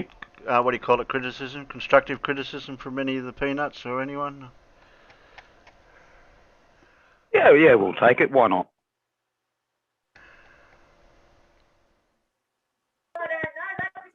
When I unmute, can you actually hear me or not? Yeah, Yes. yeah, we can hear you. Do you want us to answer you? Yeah, okay, cool. I didn't know that was a. I didn't know that was a that word. A prerequisite. Sorry. The music wasn't copyrightable. It looks like it was media, YouTube media sound. Okay. Could have been. Steve, we played your video. You want us to acknowledge your existence as well? Getting greedy, aren't you? Look. I'm happy to sit in the shadows. What more do you want?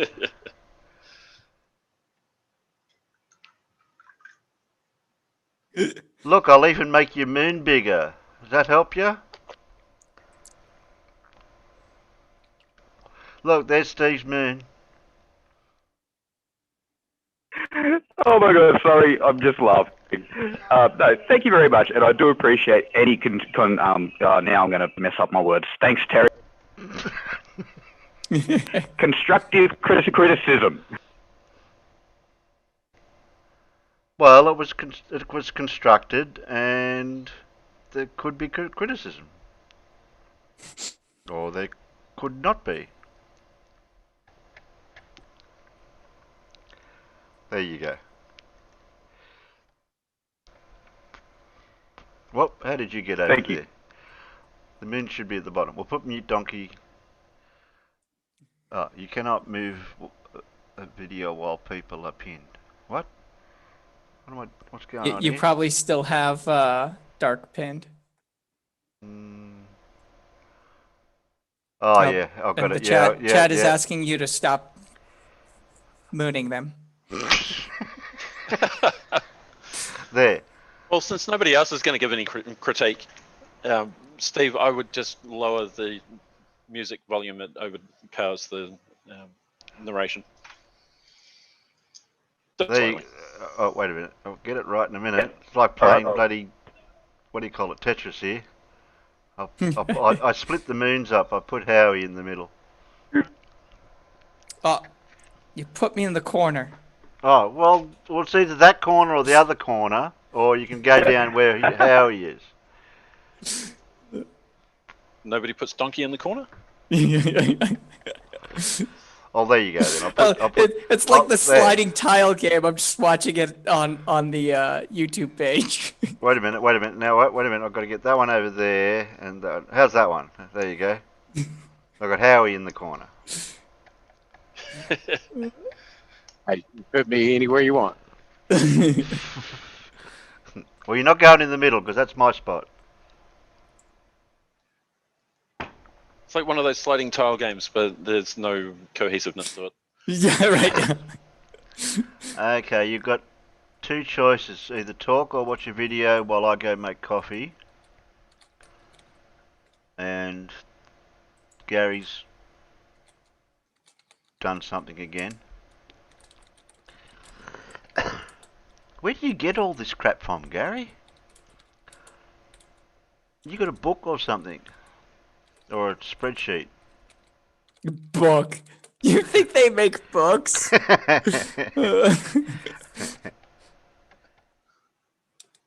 Oh dear. That's 15 minutes worth of time out for Gary. Yeah. Okay, so that's all the videos. And all that time, he still hasn't been able to answer the questions. No. I don't think he graduated kindergarten because I'm still waiting for 2 plus 2.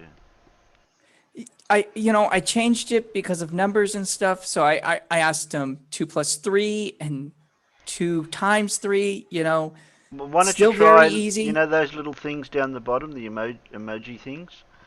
Use them then, because they might be a visual question. That if he's no good with numbers and letters and things, we'll see how he goes with Yeah. All right, that's all the videos. About 2 to the power of 3. We're not there yet. I'm starting slow with them. We've got to work our way up. That's it. Really blows mine. 2 divided by 3.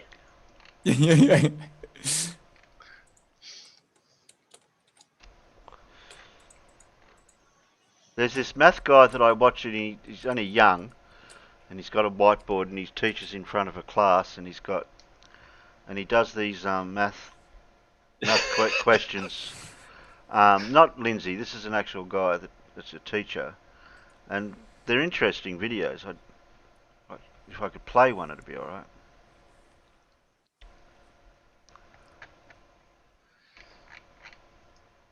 I should put them in any other vids when I get them. Yeah, you should. I'll see if they're. No one can see what I'm doing at the moment. I can actually Google. No, we can't. I can Google. See if I can find him. He might not pop up today. I should have saved it. Are we going to be playing Lindsay later? Because while you're looking, I'll go grab myself a drink. Yeah, well, I want to go and make a coffee. I can't do that while I'm doing this. Oh, I don't want that one. Get back. Give like Alan or somebody control and go make yourself a coffee. Alan, do you want to do anything? If you're still awake?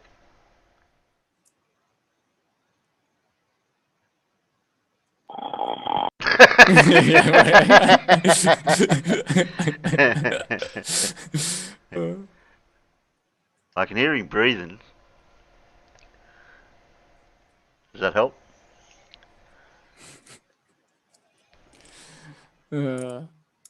E-Monk, Dark Steve. I bet you I haven't bloody put it away for watch later either. Howard. So I usually watch them and... Oh yeah, you can go to your history thing, can't you? There's a history thing somehow. How do you use that? History.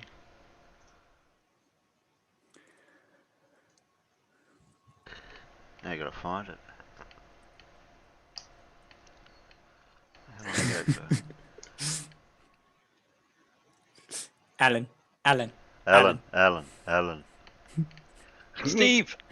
Yeah, well, we've got both of them here.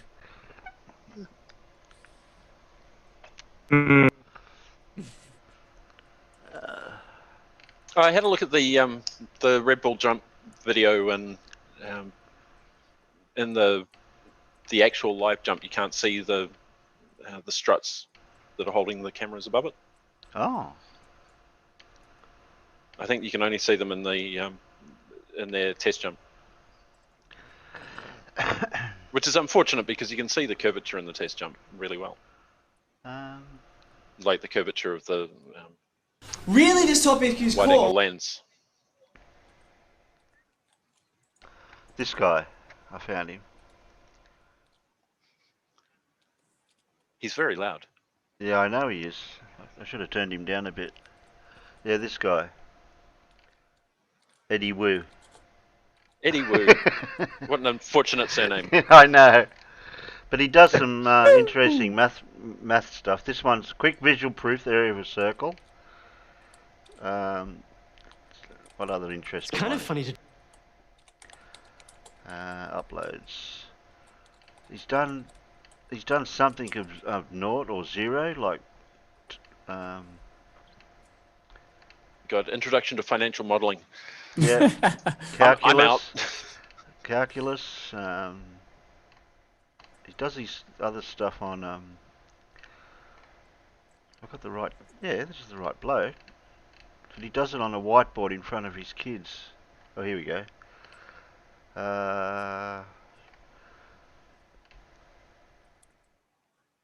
Some of it looks pretty complicated, but some of them, the ones that he's done, I find interesting.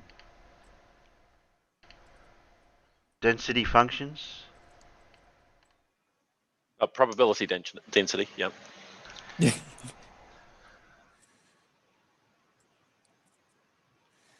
Don't play that one. Gary might get ideas.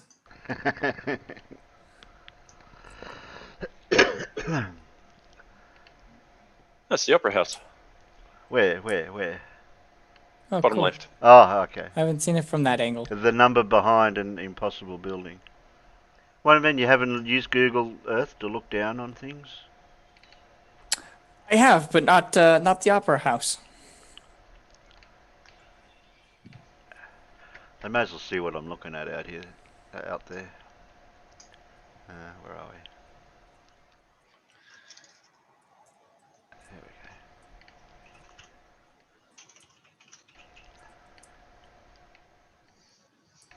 go. Like, some of this is way over my head.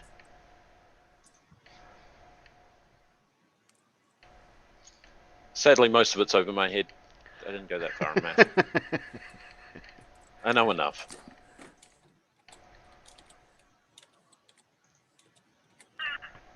Gary, know enough to get I it want to horribly know wrong what your sometimes. density level is.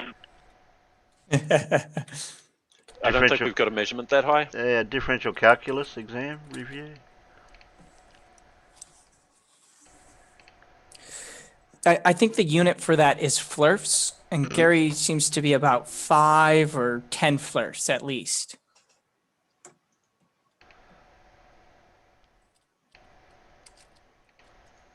Logarithms as primitive functions. Integrating exponentials with other bases. Integrating trigonometric functions.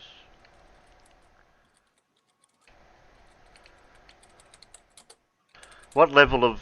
Is this university level or high school level? It's well above high school. Wow. I was going to say, it looks like university level to me.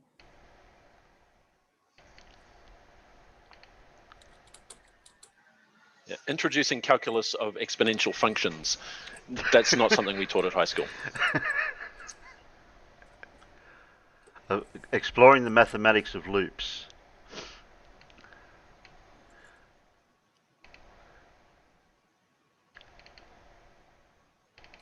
Yeah, as it makes sense. It goes over my head, but it makes perfect sense. How about a lesson in memory? Yeah. Yeah, I was about to say, maybe we could start with that. Yeah, but I forgot to watch it. Ooh, introduction to trigonomics. Maybe we could find the first one of that. Intro to trigonometric calculus. Yeah, yeah. Trig, I know. Features Trig of the calculus? Cartesian Not for me, plane. thanks. Ooh. Ah, it's all connected. It's just Oh, tying. he's got some stuff on 3D trig. Okay. That's always fun. Oh, look, that one's showing a globe. International time zones. How do we use them? The one right before it is the first one. There you go. Yeah, why do we use Oh, down one. Or yeah, why? Down one? Oh, that one. Bottom Yeah, left. okay. Yeah, that'd be why do we need them? I might see if I can email and find out if we can use these, because they're not that long. But not all of them we will. just some of them would be interesting. The Ferris wheel trigonometry. Wow. It gets into a lot of stuff that's, yeah.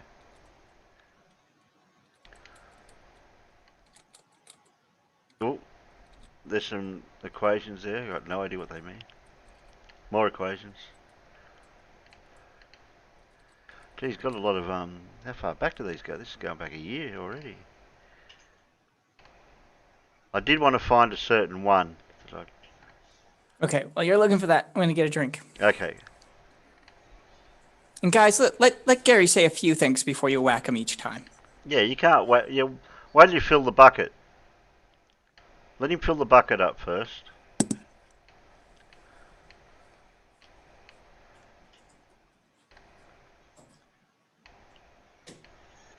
Well, I'm going to do the same thing. I'm going to grab a drink. Yeah, I know. I'm waiting to grab mine. I can't do that while I'm doing this. So you just go and get that, and then zeros and coefficients, quantities versus fractions.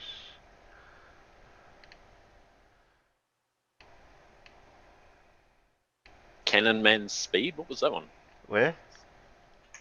Scroll back up a little. Cannon man's speed. There you go. Motion graphs. That one looks interesting. Okay. You want to put a link to his channel for you? I've got it. Oh, okay. I'm 2 years back and still going. Oh, you're gone to 2 years. I'm only up to 1 year. I'm just sitting here hitting the end button to keep going to see how far down it'll go. There's a lot of stuff here. Yeah. 3 years. Yeah, well, the particular one I wanted only came up in my notification, but I can't remember the name of the actual metric units of area. Calculating a perimeter. Yeah, some of them I could probably work out. Oh, and it refreshed, so now I'm back to 4 weeks. God damn it.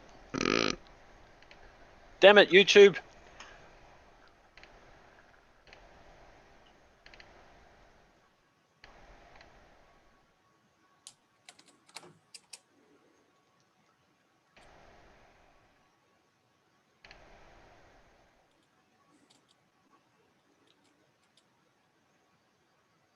There was something to do with zero to a certain power or something. And I thought, Is zero. How could you have, yeah, I know. And he was actually explaining something about it. I thought it was interesting.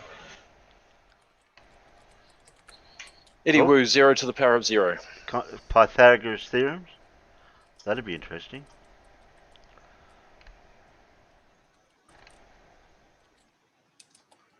Pythagoras theorem.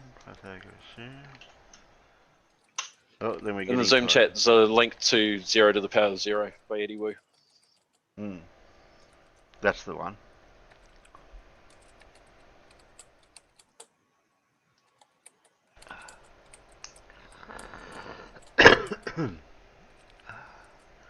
Well, I can go and make my coffee. I'll get rid of that. Yeah, I'm back. I just heard Alan as well. Yeah, I don't know. Alan's snoring away there on mute.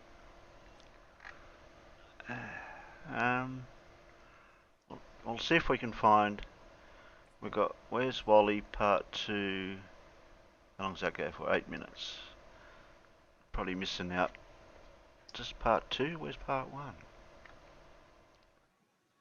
Oh, sorry, Wally, but I'll get into trouble off Wally if I don't play. I'll have to find part 1, because that's supposed to be part 2. So that was done just then.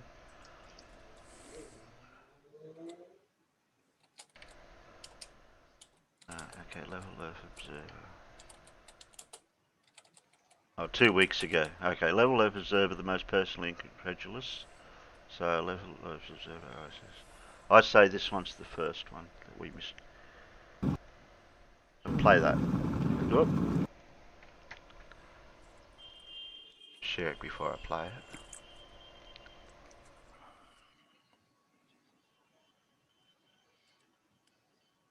There we go.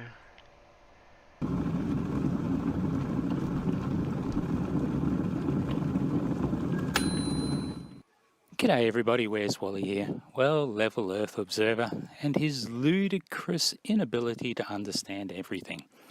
Crazy stuff. Let's have a look.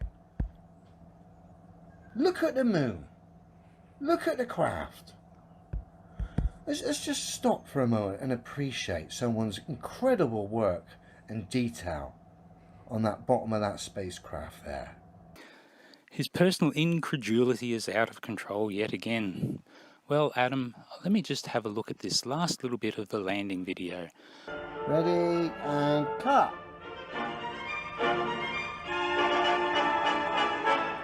See the cut? Maybe I came in rather early. And you're right, there is one frame dropped, but that doesn't really matter. We've got to remember this is only 1 frame per second, so it's a very slow video because it's coming a very long way on a very slow link. We'll forgive him for that, won't we, Adam? But did you notice that that landing frame is exactly the same? There might have been 1 frame dropped, we watched this but one it still shows Friday. all the same bits and pieces. Now, how did you miss that, Adam? Or Oh, your and speaking Saturday. of what you missed, Adam, did you notice here that there was 3 little rocks all in a row? And then on this frame, there's well, still we'll 3, play this one and as on a this one, refresher, and then I'll look, play the third next one's one. rolling away. What could be pushing it away? And now it's gone. Oh dear, look at all those streaky lines. What were they? They weren't on any of the other frames, Adam. How come you just aren't able to understand what you're seeing, mate? You're just so busy being personally incredulous. Ludicrous, Adam. Absolutely ludicrous. The most exciting bit would be the landing. So why have we got cunning cuts? And the ground where it's landed now doesn't even look like where it was just coming in. Adam, why are you not seeing these 3 rocks becoming 2.5 becoming 2? Have a word with yourself, Adam. Oh dear, Adam, he just cannot review video at all, can he? Oh dear. Anyway, while we're at it, Adam popped up a Thunderbird 5 the other day. I guess he must think that's the duck's nuts, the bee's knees. Let's have a look. You tell me who you think comes out on top. It's going to be tough. Same generation, same time, same tech. This should be a toughie. First up, Thunderbirds 5.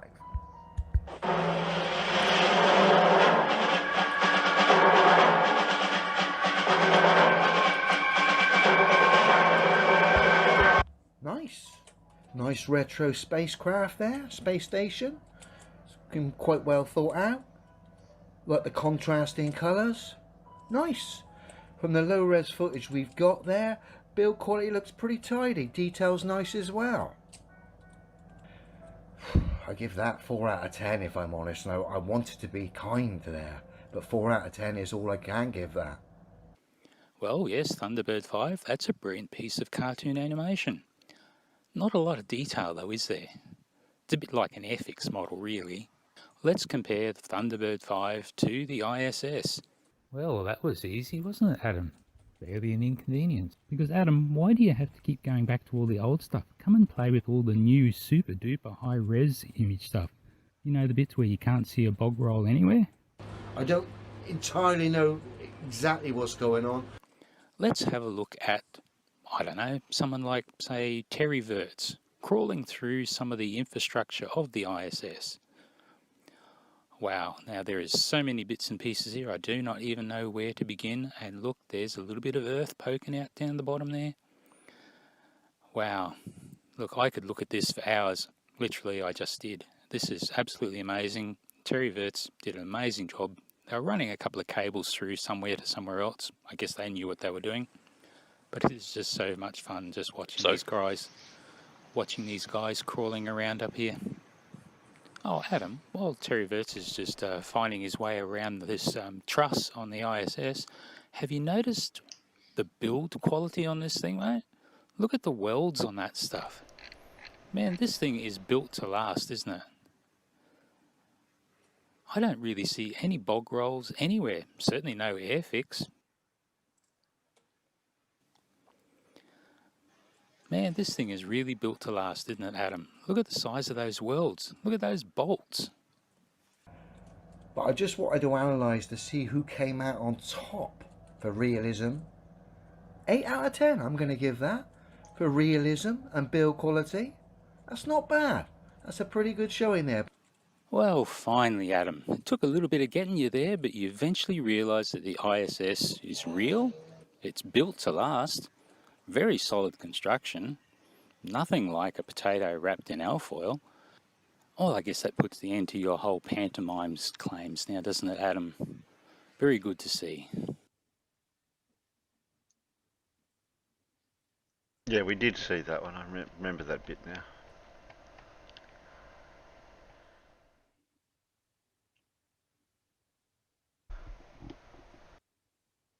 But he did a more recent one with the same person.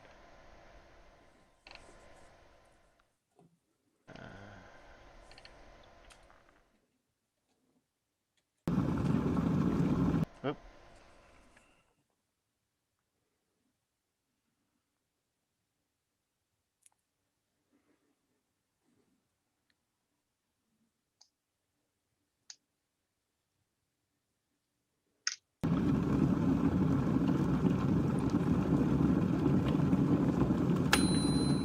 G'day everybody, where's Wally here? Adam, Level Earth Observer.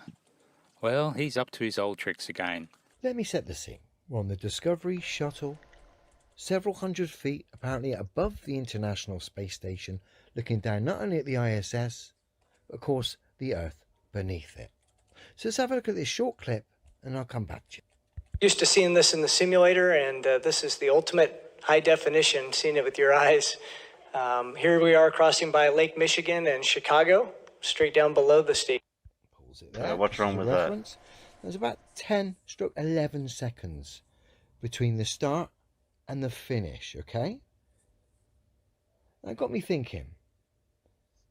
If I take an image at the start of this footage and one at the end, somewhere like where we are now, like 11 seconds later. So here's image 1, start of the journey, obviously highlighting the Soyuz as our line of sight target. The socks are here. Image 2 at the end of the journey, 11 seconds later, again highlighting the Soyuz as our target. Now, between the 2 points of reference, there's 120 miles. I know it says 121, but it's 120 miles between How's the he 2 going to points correlate of that? But at least I have taught him how to go about measuring the speed of the ISS. Let's see how well Adam did at this. So let's see how fast these guys were actually travelling. And we calculate. Okay, Zeb, it's your turn next then. Everyone else, leave Gary alone. Zeb wants to do it next. And we get speed of 39,272 miles. Oh, 3 times faster. Well, Adam, that's not right. Okay, so when a person of science gets a result that is clearly an outlier, they usually question themselves. Did I do this right? Did I stuff up? Or is this a fantastic scientific discovery? Answer is you usually stuffed up. But what did Adam do? At how fast they're travelling, and it would seem NASA need to slow their bullshit down a bit. He claims that NASA is wrong. These results fit his fantasy, so this is what Adam does. Well, let's independently recheck Adam's work and see where he muffed up, because we know he already has, but let's just see where it is. So I grabbed 2 frames exactly 10 seconds apart, none of this rough guessing stuff like Adam did, Adam, he used a sight line to go past the ISS. I will just use the frame as a reference, which is much the same as the ISS is in pretty much the same position in each frame. So I see a bendy river shift by 580 pixels, and on Google Earth, these two water bodies over here, they are 116.6 kilometers apart, and on the image they are 333 pixels apart. So a simple ratio shows that the ground has moved by 203 kilometers in just 10 seconds, giving us a speed of 20.3 kilometers per second. Ah, well, that's 3 times too fast. Oh. Well, Adam, seems you did your part right. So, what has happened? Because you guys, like me, know that Adam is wrong, right? Well, of course he is. Captain Cherrypick got so excited that he missed the fact that the shuttle is doing a fly-around. Our undocking occurred at night over the west coast of the United States. We backed out to around 400 feet and then began a lap around the space station that was just nothing short of spectacular for the views that we saw. We're used to seeing this. So Adam mentions the two clues. He says the shuttle is 400 feet from the ISS. He also noted the change in angle of the solar arrays. And it turns out when I did an overlay, there's no difference whatsoever. The solar panels move slightly, as we're going to see in a minute. This is both images overlaid on top of each other without moving or doing any alterations. You can see there's some slight change in the solar panels itself. So 360 degrees in a 90-minute orbit, that's 4 degrees in 1 minute, and for 10 seconds, that's about 0.7 of a degree. Wow, Adam, these panels are moving a lot further than that. Just how far? Let's have a look. Well, we see that those panels are 112 feet long by 39 feet wide, and they move by what appears to be 9.75 feet, which, when you do the maths, works out around 5 degrees. Well, clearly the shuttle is moving, so a sight line past the ISS is changing, as Adam noted, but did he understand the error that was being introduced? Or maybe Adam did understand, and this is why he belabors the point that this is a perfect sight line. We wonder, Adam. Because if there isn't, like there isn't in this instance, I'm going to use it as a line of sight to gauge the speed. And it turns out when I did an overlay, there's no difference whatsoever.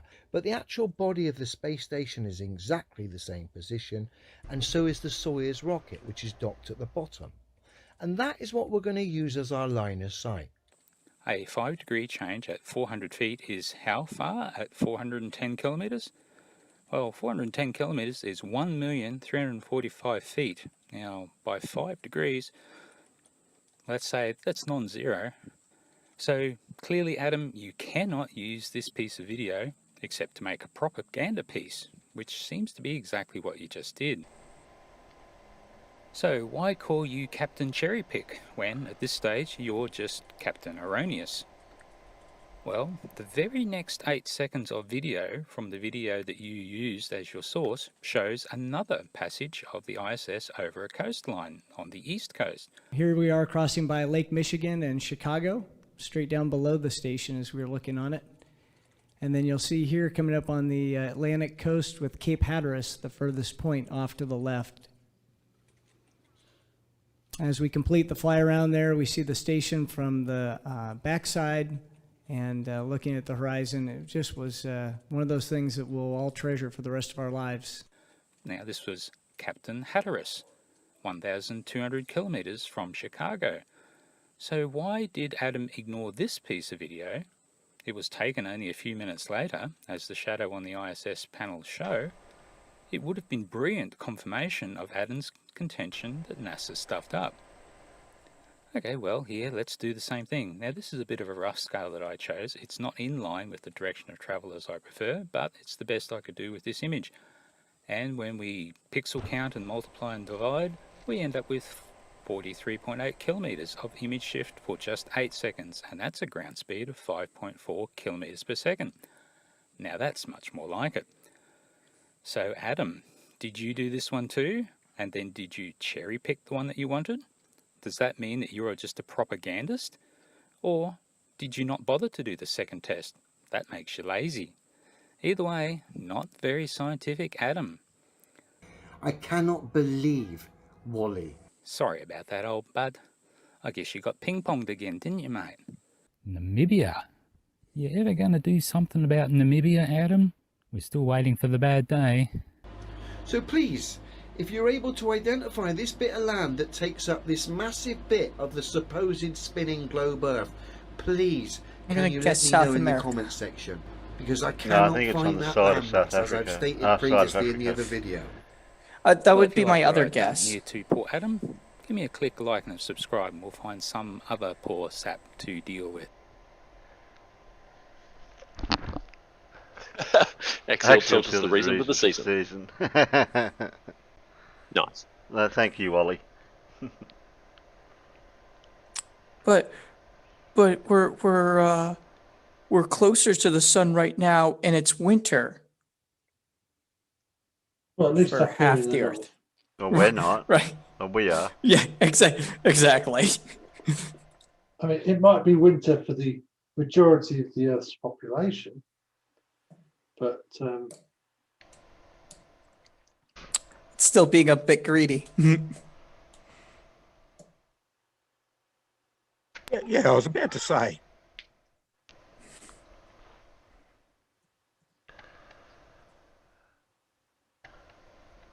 Where you been, Well, you know, Alan? the Earth is a bit top-heavy. Where you Sorry? been, Alan? where have I been? Yeah, I was talking to you and you didn't answer. Yeah, that might be because it's 4:35 in the morning, and Yeah, I thought that. I looked at the time. my brain turned itself off Yeah. without any input from me. Yeah. It'll do that from time to time. It's a safety feature. Stupid brains. Yeah, I don't mind if you go and turn it off manually, Alan, and we can catch up with you later if you want to go to bed or sleep or whatever. That's all right. We'll just pretend you're not try here. and keep. I'll try and keep up. Well, I won't keep you up for much longer. We've been going for what, 3 hours and 6 minutes. I don't know what other Yeah, and I've got things stuff I've to do missed today out as on. well. Because I've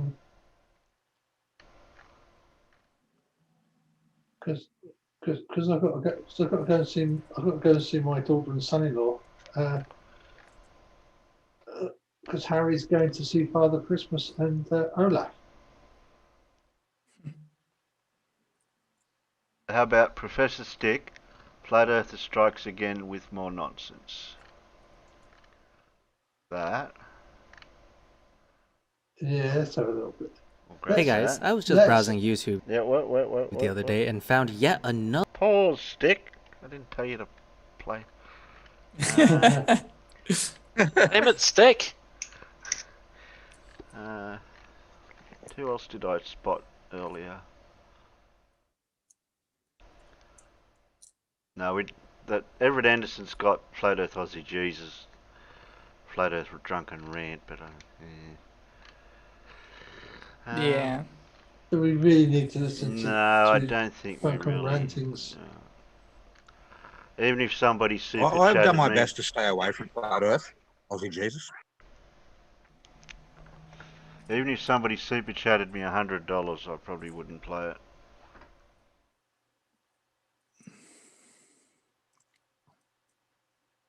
Oh, Dark Steve, did Gary have a challenge that we missed? Yeah, he did a while back. I'll see if I can find it. Sorry, all of his messages kept on getting deleted because he was just copying and pasting, so I must have missed it. How far back up was it?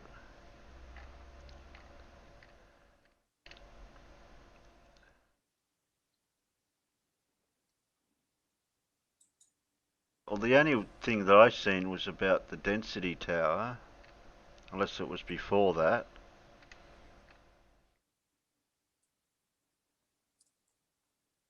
Might have been before that. I don't know. Oh, lunar eclipses don't work on a...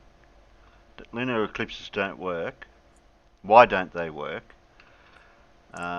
Selenian eclipses and shadows moving top down.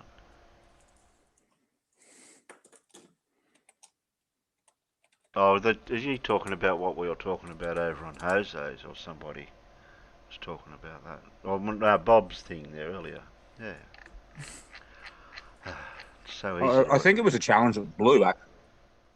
Oh, I might have seen that. Yeah, for the density thing for the plane. Yeah, but we went through this last week or something with that. That's so last week, Gary.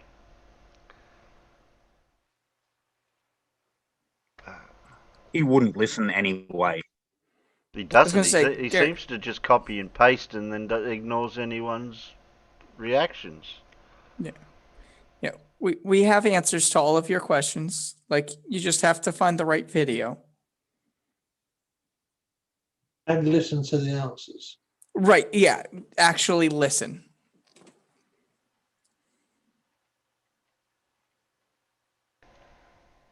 Another Eric Dubay video. There's just no end to them. Today's video will be a bit on the shorter side because we're going to quickly debunk this video, then we can go back to talking about topics that actually matter. I got a few good ones lined up for the upcoming weeks. I won't be taking any days off YouTube for the holidays because it's not like I'm going to be traveling anyway. Might as well pull my hair out responding to nonsense on the internet. What has my life become? Anyway, here's a video of Eric Dubay responding to someone talking about the flat earth. It seems he's developed a pattern where he speeds up his videos for whatever reason. I don't think it's very necessary, but whatever. Honestly, if you're going to speed up anything, you should speed up your own voice. I, as many people in science communication, am fascinated with flat earthers. The way she speaks makes me feel like she wants to put him in a jar and study him. Like, what fascinating creatures? How could a human being have such low IQ? Here you have a group of people steadfastly rejecting evidence that's right in their face. Flat earthers are neither stupid nor anti-scientific. There are way too many people I respond to on this channel that claim they are not anti-scientific. Bitch, please. Science is literally against what you're claiming. That's the definition of anti-scientific. These people try to twist the scenario. On one hand, they reject science, then on the other, they think it sounds bad to be labeled as anti-scientific, so they reject that title too. You can't have both. And the only thing we are steadfastly objecting is a fantasy spinning ball earth and the endless straw man arguments and non-empirical claims made by its proponents. In the eyes of a flat earther, it can indeed be very easy to reject actual hard evidence and cherry-pick fabricated ones. Like, the evidence that flat earthers bring up will always fall under one of two categories. Either one, they're just outright fabricated, or two, it's a rare exception that is caused under certain conditions, and instead of accepting that, they would rather use it over the hundreds of other evidence against them and twist it in a way to prove they're flat earth. For example, mirages and light refraction over the surfaces of oceans. You can show them thousands of examples of a boat dipping below the horizon, but as soon as one example of light refraction appears where you can still see the ship comes up, they cling onto it like it's their Bible. I just realized that the way flat earthers deal with the boat example is contradictory to how they deal with the sun setting below the horizon. Very strange. But first I have to tell you what flat earthers actually believe and how they got there. You have absolutely no idea what flat earthers believe, as you are about to demonstrate, but just your use of the word believe is already wrong. The earth is demonstrably, empirically, a level, motionless plane. No, it's what you believe, thank you very much. The natural physics of water objectively proves this. See, once again, you're not properly representing reality. Water doesn't just level off, it is attracted by gravity and conforms to whatever shape gravity wants it to. That means, since gravity pulls everything to the center of the earth, water will wrap around it. The only reason we talk about the water level is because we ourselves are incredibly tiny and we can't zoom out enough to really see it. Out of all the arguments flat earthers present, this is probably one of the dumbest ones. And everyone who has ever lived has experienced themselves existing upright on a motionless level plane. Just because you feel like that doesn't mean it actually is. That's why we need science and scientific methods to tell us exactly what reality is. Just because you don't see viruses and bacteria, for example, doesn't mean they don't exist. It's simple. Your senses are reliable to a certain degree, but you can't use it alone to learn the truth for everything. For the members of your heliocentric cult, however, belief is most certainly required, as there is no demonstrable empirical evidence proving Earth to be a tilting, wobbling, spinning oblate pear hurtling around the sun. Your brains are just too simple. You can't possibly fathom something that is beyond your basic experience of the world. It's like a fish not believing that land exists and that other types of animals other than sea creatures exist. You're kind of like that, where your understanding of the world comes from such basic thought processes. That's sort of what we see when we look at flat earthers. The most popular flat Earth model is that of a disk where the North Pole is in the middle and the South Pole is an ice wall on the edge of the disk. They mostly agree, though, that gravity does not exist and that the observations we normally attribute to gravity come instead from the upward acceleration of the flat Earth. The statement that flat earthers mostly agree the effects of gravity are caused by an upward accelerating flat Earth disk is the most blatantly dishonest thing said in this presentation. No flat earther in history ever believed or even presented this ridiculous theory until it was included on the farcical, satirical, controlled opposition Flat Earth Society website, Frequently Asked Questions, in the early 2000s. Yeah, I don't like it when people claim that flat earthers believe in the pizza accelerating upwards. I feel like this idea was popularized by Vsauce when he made a video on flat earth, but it didn't really do anyone justice. I haven't seen a single flat earther believe that, so it just gives them ammo to say you don't understand their position. Honestly, if they did believe in the upwards acceleration of the earth, it would probably be more credible than what they believe now. I mean, you'd essentially be giving flat earthers credit that they would somehow know that gravity is an acceleration, because otherwise they would just claim the earth is moving upwards rather than accelerating upwards. So they would actually be more credible claiming that instead of the stupid density argument they most often spew. Plus, they would have demonstrated more understanding of science. It's a shame. We gave them this incredible opportunity to show us they at least understand what gravity is, but they reject it nonetheless. Very ironic, isn't it? Anyway, the actual thing they believe in is density, as Eric is about to explain. The actual explanation for the effects of so-called gravity are as follows. Quite simply, objects fall or rise based on their relative density to the medium surrounding them. Apples fall because they are denser than the air, while helium balloons rise because they are lighter. No gravity necessary. Okay, first of all, you're alternating between the terms dense and light in that one sentence. Surely you know that they are not the same thing. Well, Yeah, that's whatever. what I was gonna Okay, so point out. yes, denser objects are going to fall. Less dense objects tend to rise. However, there's one crucial flaw to this argument, and that is direction. Why do more dense objects fall downwards and not travel in any other direction? Sure, if you were given two objects, you could tell which one was more dense, but why downwards? Why not up or to the side? Why down? See, gravity makes a lot of sense because it pulls things towards the center of massive objects, which in this case is the Earth. But your theory does not specify direction. In addition to that, whenever an object moves, there has to be a force involved, which means whatever's pulling your denser object downwards is a force. What is that force? You give us such vague explanations, but do not answer the dozens of questions that follow afterwards. And the thing is, there is no answer. You people can't think outside of your tiny bubble to answer the most basic questions that trail your explanations. This is partly what I mean when I say your thinking is so basic and so underwhelming. Alright, we're gonna skip a bit of the video for now because he's just giving examples and we've already debunked them anyway. But that's not the only problem. You also have to get the moon and the sun to somehow circle around over the disk to explain day and night and the phases of the moon. To get the day-night cycle to be noticeable, you have to shrink the sun and move it closer to the Earth. Since it seems you need a history lesson, be assured it was the heliocentric spinning globe theory which repeatedly changed the size and distance of the sun to fit their model, not the other way around. You can't even give us a good measurement of the size and distance of the sun. How dare you claim we keep changing it when we have it calculated with an approximate error of less than 1%? Where is your measurement of the sun's size and distance? I see flat earthers all the time trying to measure it and they keep coming up with approximations, never exact numbers, and different flat earthers come up with different numbers. How about you gather your finest flat earth scientists and give us an exact measurement already? For instance, in his time, Copernicus calculated the sun's distance from Earth to be 3,391,200 miles. The next century, Johannes Kepler decided it was actually 12 million. What's that? Yeah, some guy thousands of years ago was off on the calculation, and we refined it over the years. Yeah, exactly. Exactly. Like every time that they don't like something, they're like, oh, well, this person, hundreds or thousands of years ago said this thing that was wrong.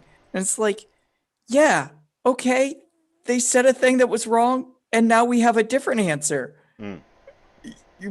We fixed it. But it's not as if he was millions of miles away difference in the calculation. It's only a small value in comparison to the large number. Well, I think the original answer was pretty far off. I think it was I forget what the original calculation was, but I do remember it being quite a bit off from what they. But I mean, the ones but that it came wasn't like after that. orders of magnitude, was it? Yeah, it wasn't Oh, as well. if it was that much. Yeah. Here, let's listen to what it is again, because I don't remember it off the top of my head, to be honest. 3,391,000 related the Different flat earthers come up with different numbers. How about you gather your finest flat earth scientists and give us an exact measurement already? For instance, in his time, Copernicus calculated the sun's distance from Earth to be 3,391,200 miles.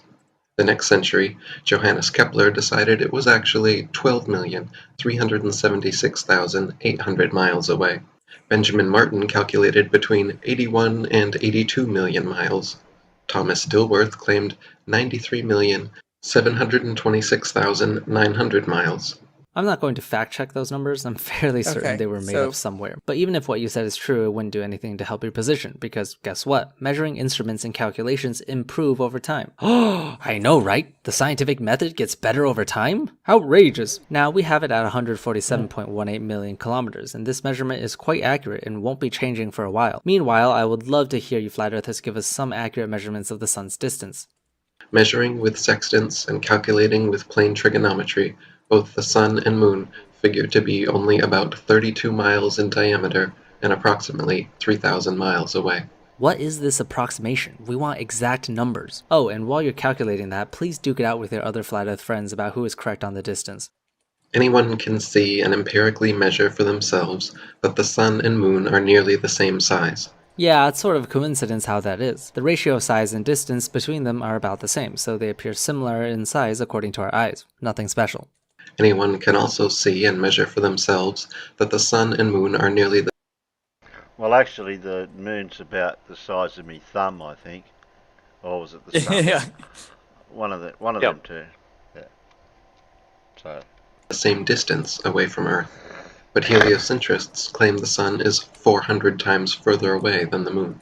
How the hell can you tell what the distance of the sun and moon are just by looking at it? You can't. They're both too far away that you can't determine with your two eyes which is closer and which is further, even if they are 3,000 miles away, which, by the way, is well above the 100 kilometers we commonly use as the boundary of space. Plus, the sun also shines brightly so that you can't accurately see its shape without some sort of vision enhancement, much less get a feel for its distance. This is such a pathetic argument. Anyway, I will be ending the video right here. The next part of the video talks a lot about the history of Flat Earth, and honestly, does anyone really care where it came from? Special thanks to Fireshard, Alan Morton, and JN for supporting this channel on Patreon. I have an interesting video about the current pandemic in next week's video.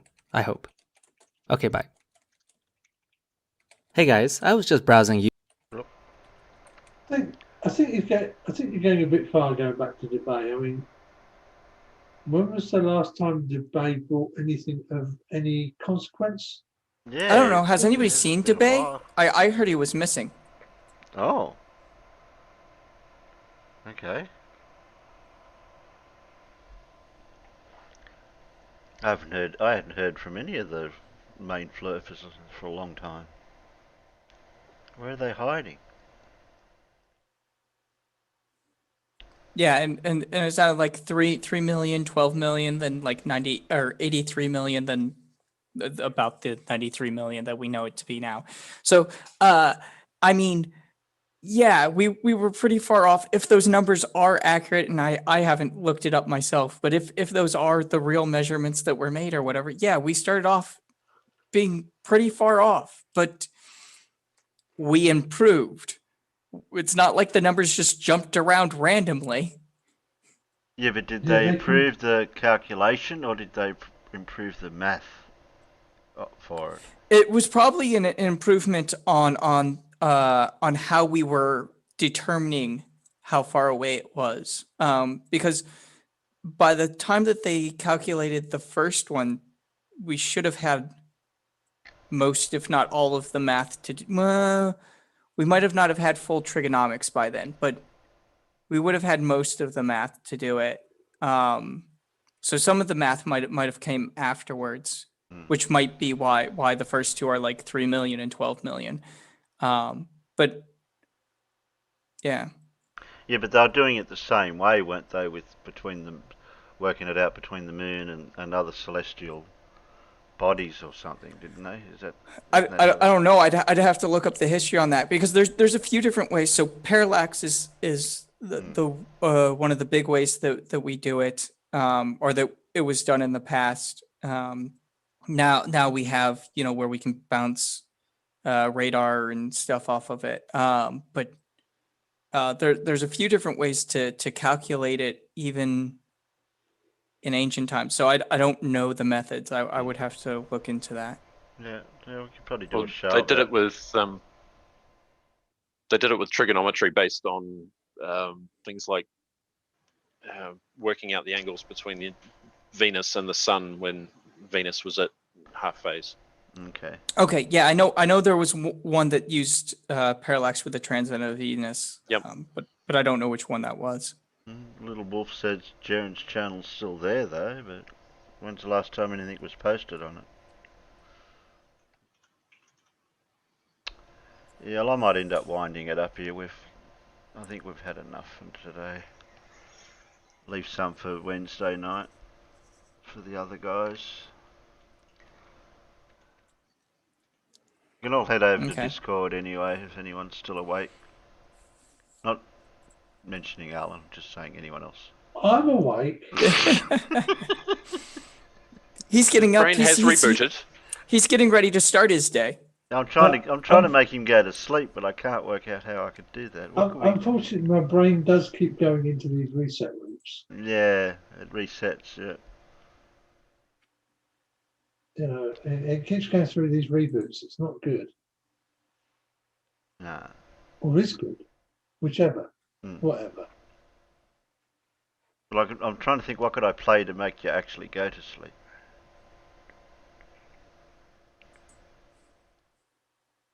Oh, yeah, those are stuff that make me go to sleep. I'll wind it down here then.